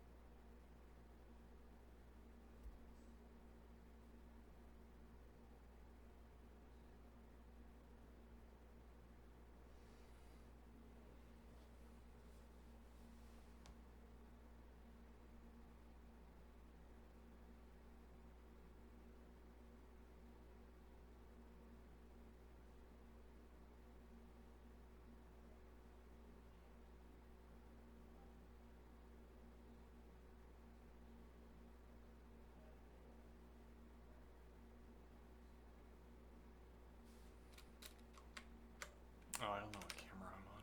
Well, hopefully this one. Let's see.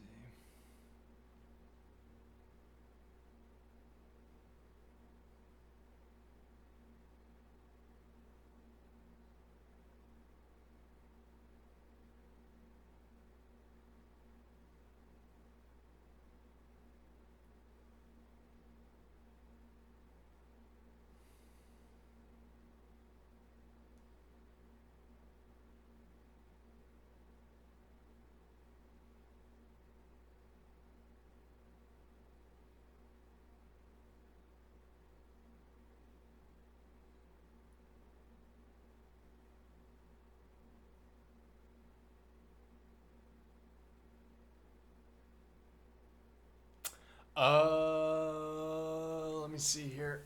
I think I see it. I think I see the point.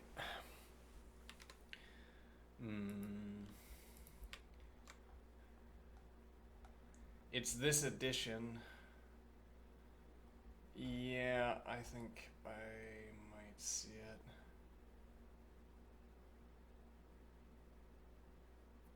When when our interlocutor keeps talking about flushing the window, this. Yeah, I think that's it. I think this is correct.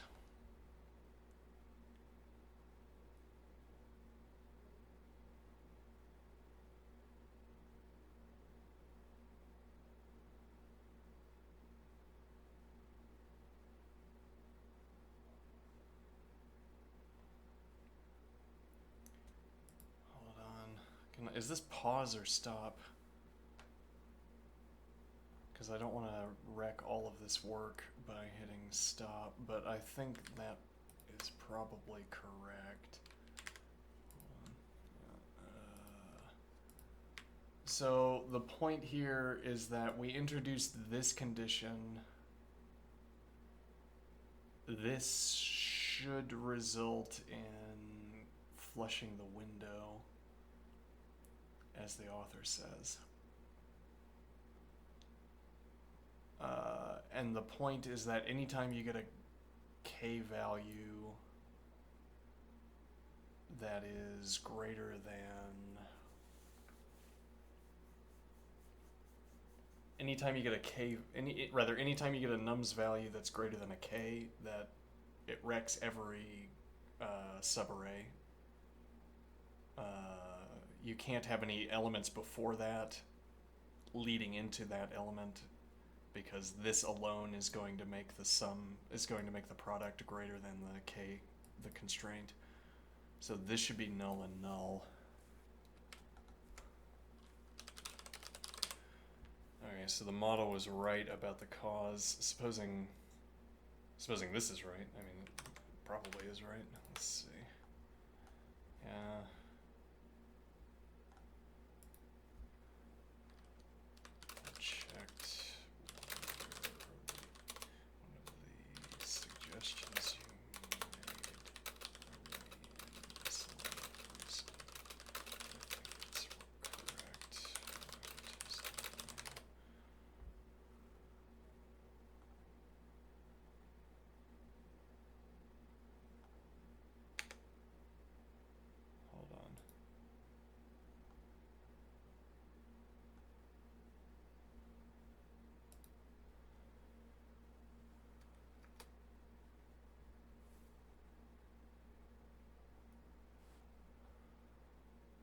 Though maybe I should have tested before. That was bad on my part. I should have confirmed that this was correct before interrupting, because that's gonna I'm not gonna ask again. Let's see.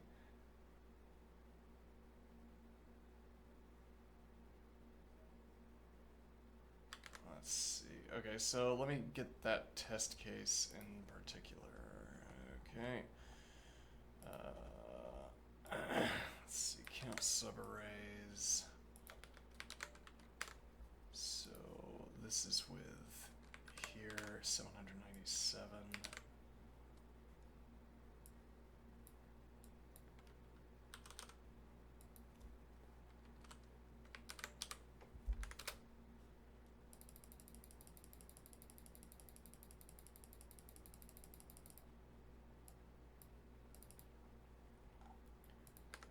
Okay, go. Oh no. Let me see. Yeah, oh boy.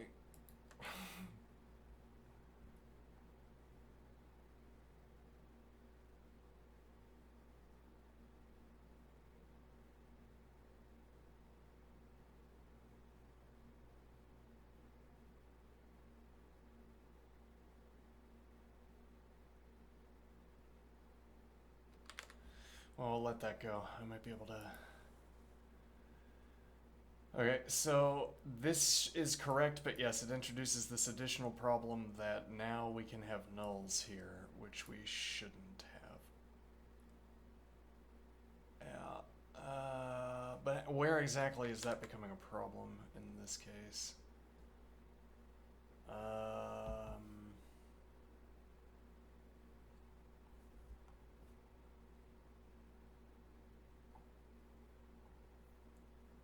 Yeah, but actually, why is that happening? Let me think here.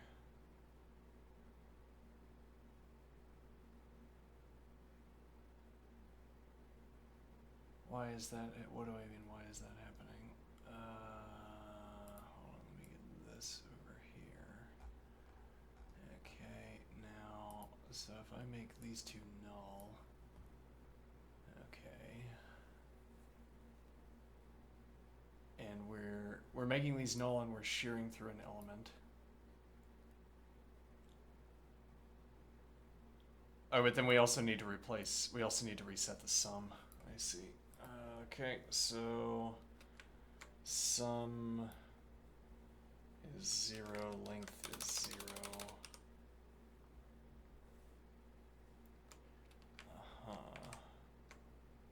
And that is still wrong. Why is that wrong?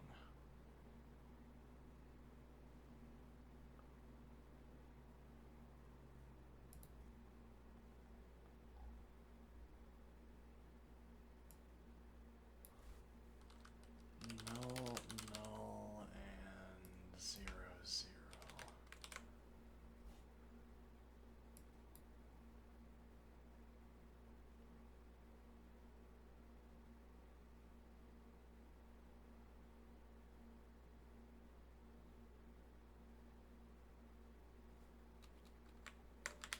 Let's see. Oh, here we go.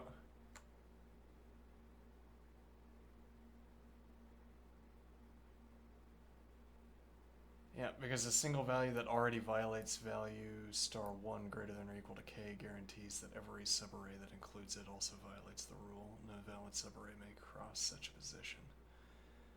In your num cycle function, you only skip the offending element, but you keep the old storage, reverse storage, sum, and length. The next time you see a small number, those stale values are still there, so the algorithm counts subarrays. Yeah, that's correct. That jump over the big element. That happens exactly once in LeetCode's 167th test, so you end up off by 1. Let's see. Flush the window whenever you meet a wall. The rest of the code can stay as it is, and the test that was failing should now return the expected 1.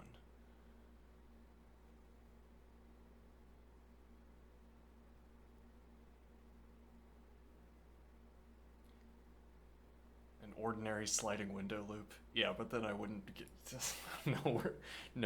We're gonna process lists. Okay. We're gonna process some lists. Okay, so this does CDR nums list value. Yeah, so I wanted to reset to 0, but then we get a CDR error.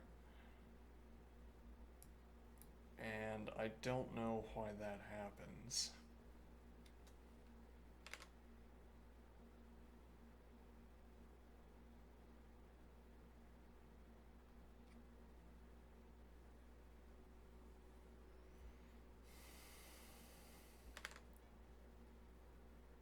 One wonders why it did not strike me simply to make a vector. I think it did strike me to make a vector, and I said I didn't want to use a vector.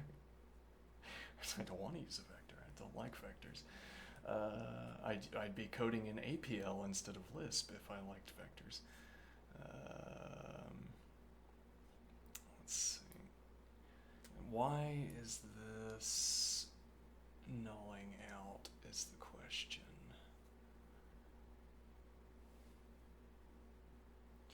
Let me do display bookmark line. Okay. Let me see here. Where's bookmark?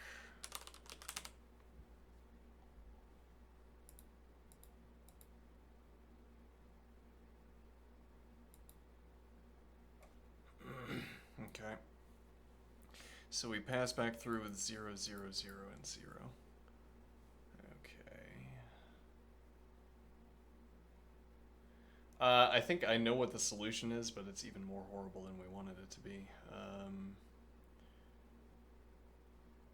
No, so 211 and reverse storage. Yeah, it is. It is even more horrible than we wanted it to be.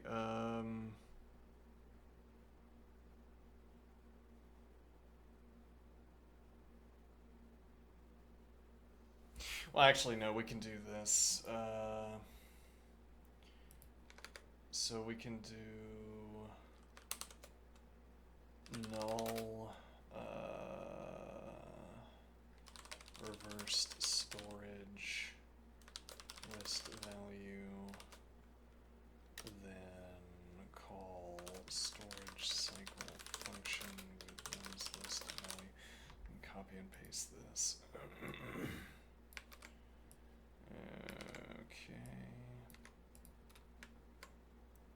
And yeah, it turned out my supposition was correct. We needed to look at one of the cases that was rarely tripped, but we didn't look at it, even though I said we should.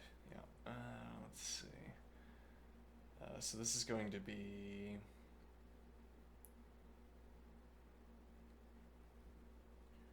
let me see here.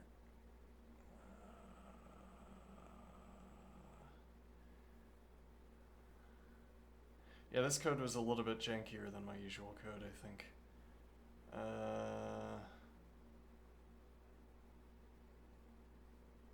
Let's see. So null reverse storage list. I guess we just skip doing the... Yeah, but this code does it anyway. It's inefficient, but... so we just keep length. And we don't subtract. And then... This is...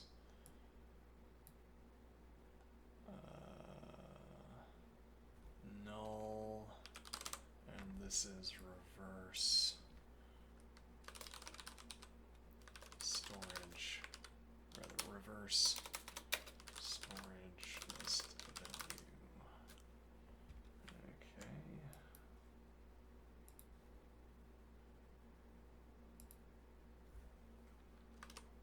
Smiling and revealing filthy teeth. My code worked. Big smiley face. Yeah, it worked. Sure did.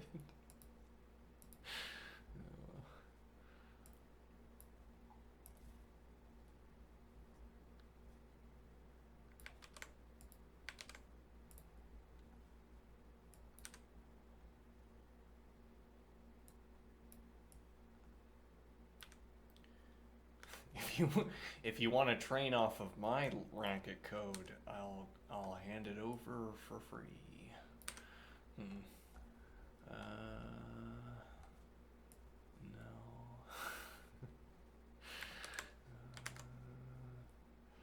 Let's see. All right, now let's go back. Okay.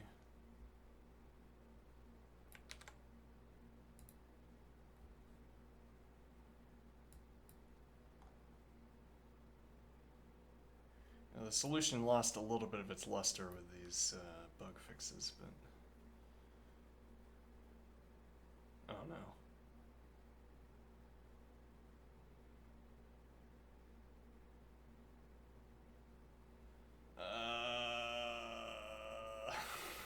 This is the worst.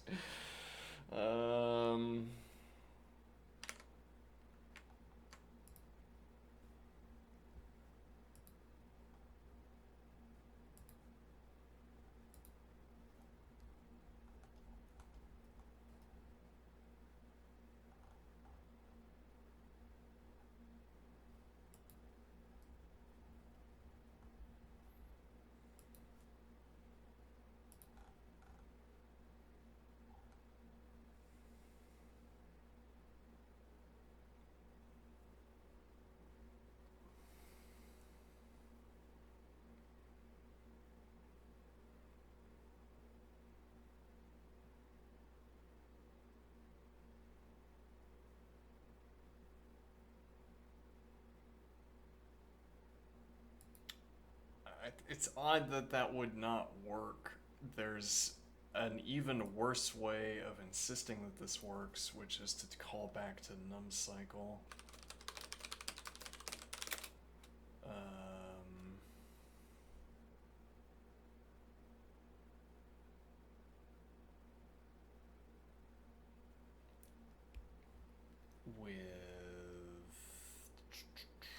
With list value, we freeze the state, k integer, null reverse storage list value, plus sum length and accumulator counter. I don't know how that could fail. It exclusively what this does is reset us back. We're incurring a little bit of a technical debt here. Probably this would require a complete rewrite with a vector instead of this vanity project using lists. Yeah. Well, we'll see what the millisecond count is. I don't have high hopes for the millisecond count being good, but if it is good, that's the only justification we require at the firm.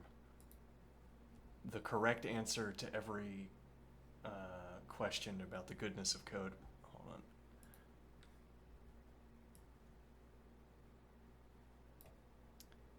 Nums cycle. The correct answer to every question about the goodness of code is 0 milliseconds. That is the correct answer. All right. Let's see it. 0 milliseconds. Oh no. My code was too fragile. But why wouldn't it work?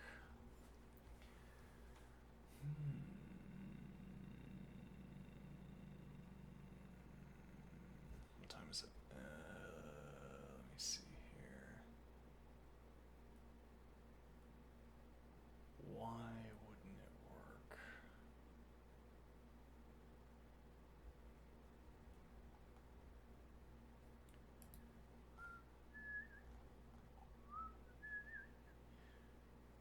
Yeah, I mean this the only thing this clause does is freeze the state.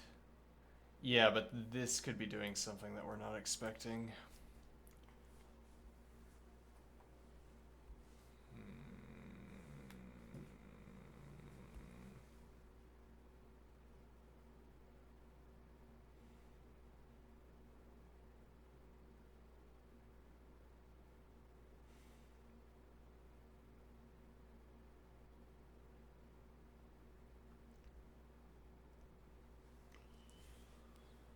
This could be doing something that we're not expecting and throwing it off.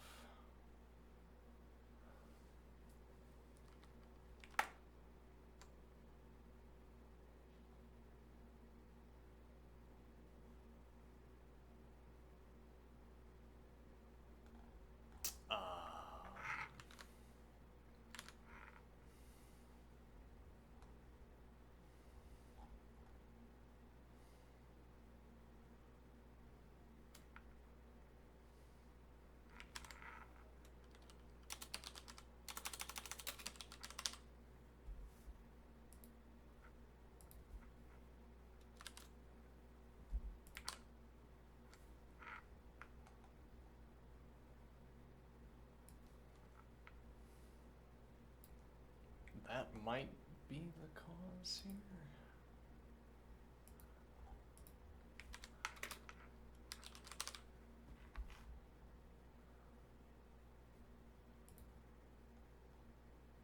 Where did I just fix that? Nope, storage cycle. But wait, hold on. Now, that was an error. Okay, that we didn't fix. Okay, let's try that.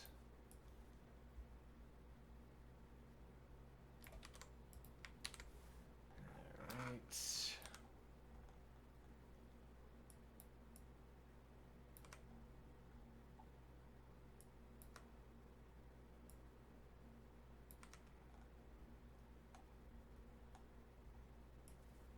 Whoa.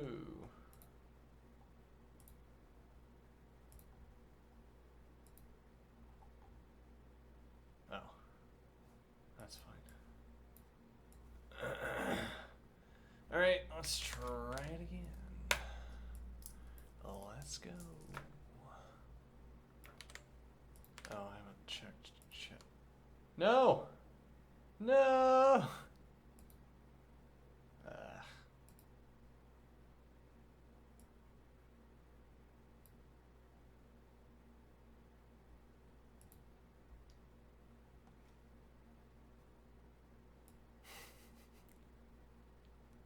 If I had just stuck with calculus, we would have had chat up.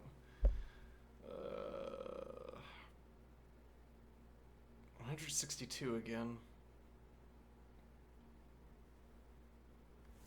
We could try debugging this.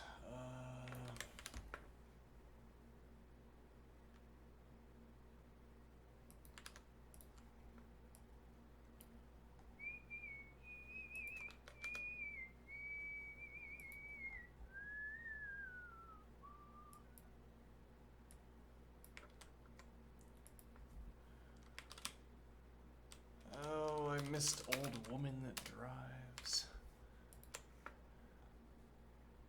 Let's see, k is equal to 4. That's actually most of the reason that I had chat up.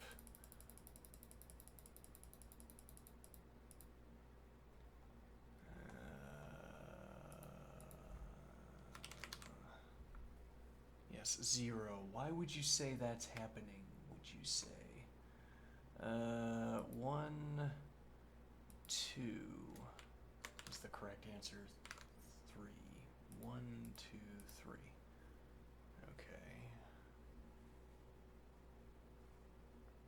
Okay. We need to add length, I think. Which might be 0, but plus accumulator length. Okay, now let's try it.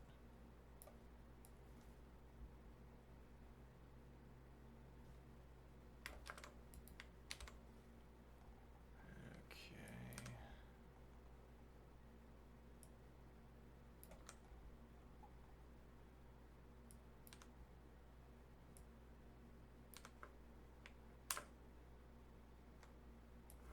Alright, let's try it again. I don't want to go into crunch. We're about 3 minutes from going into crunch, which practically means overtime.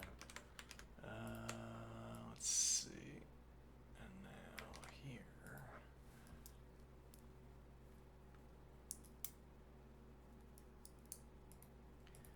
Let's see it.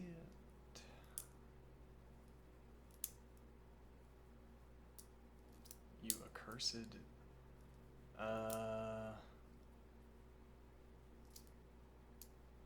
Yeah, okay, let's see.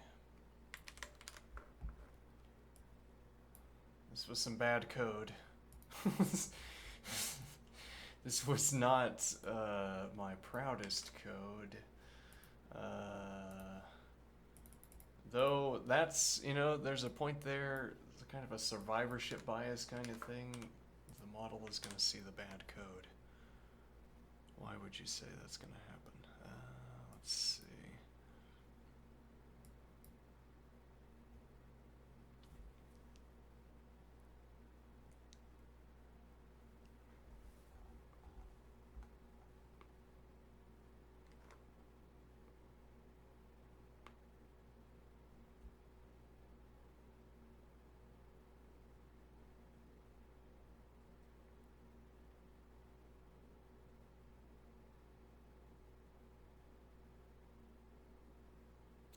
It might be a good exercise to bear in mind just the lengths you have to go to do everything with lists.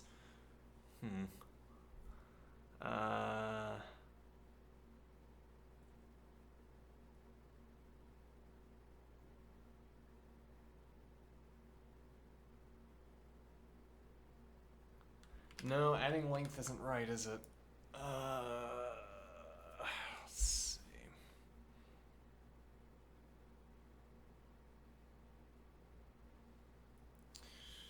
I say that? So this is right up to here. Yeah, this is like off track. It's misaligned and it's making everything harder to think about. Yeah. Let's see.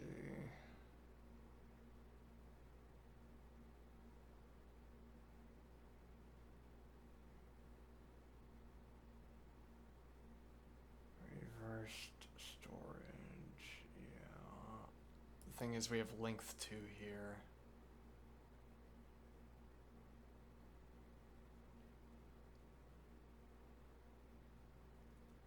Maybe I shouldn't submit this uncharacteristically bad code. I mean, we did effectively figure out what the problem was, or rather, we made a lot of progress on the problem. I still haven't solved it. It's because it's evolved a little bit.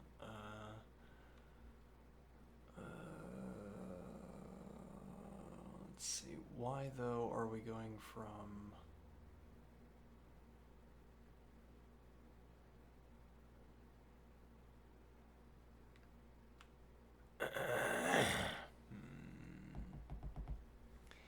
The point might be to add 1 instead of adding length, but we're guessing and checking on LeetCode's dime at the moment. Well, you know, they have not once paid me for my code, so I think I'm gonna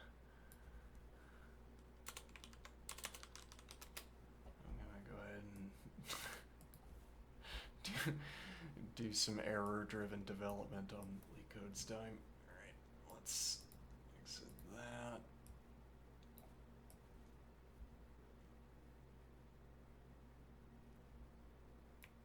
Well, and that will correctly produce the value of 4, but this isn't the only test case. If only it were. If only it were. Let's see.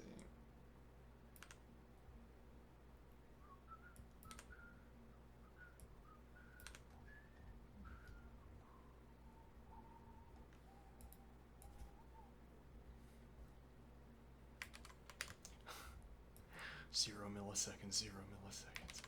Let's see the 0 milliseconds. Oh no, we're in crunch. We're crunching.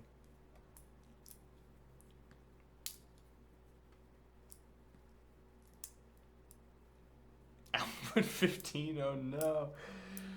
No, yeah, it's not add 1. It would have to be add length, but then alright, I'll call it. We didn't get it.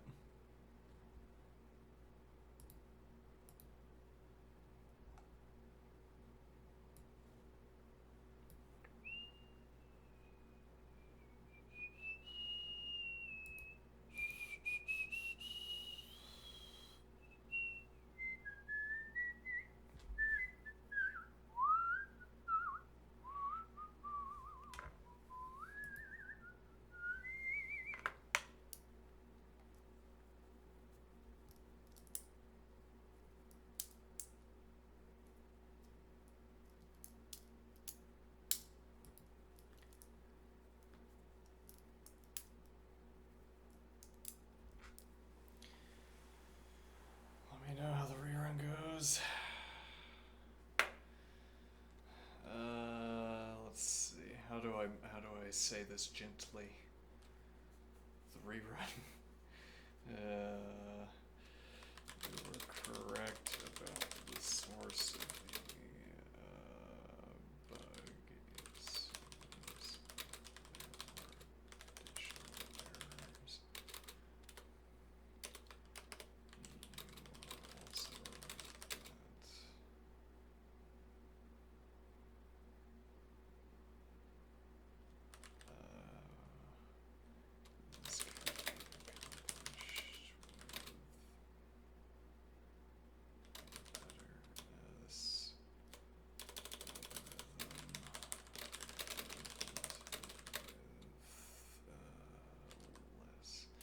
Be implemented better.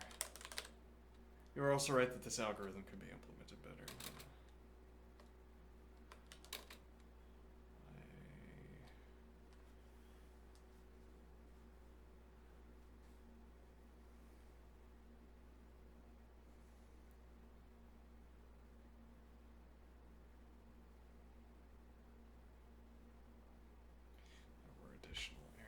There's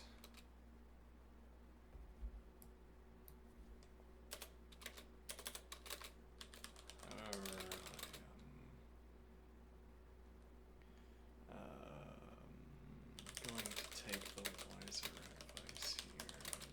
This comes living over the function.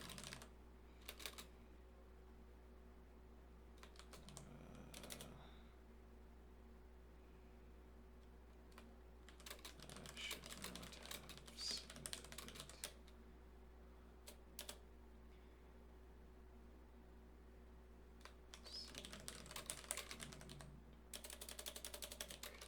Yeah, okay. Just living over the finish line. Finish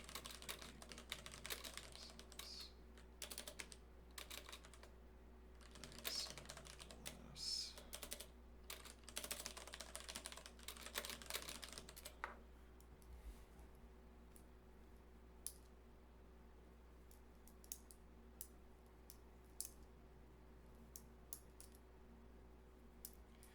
Alright, I'm gonna call it for the day. See you next time. Tomorrow, in all likelihood.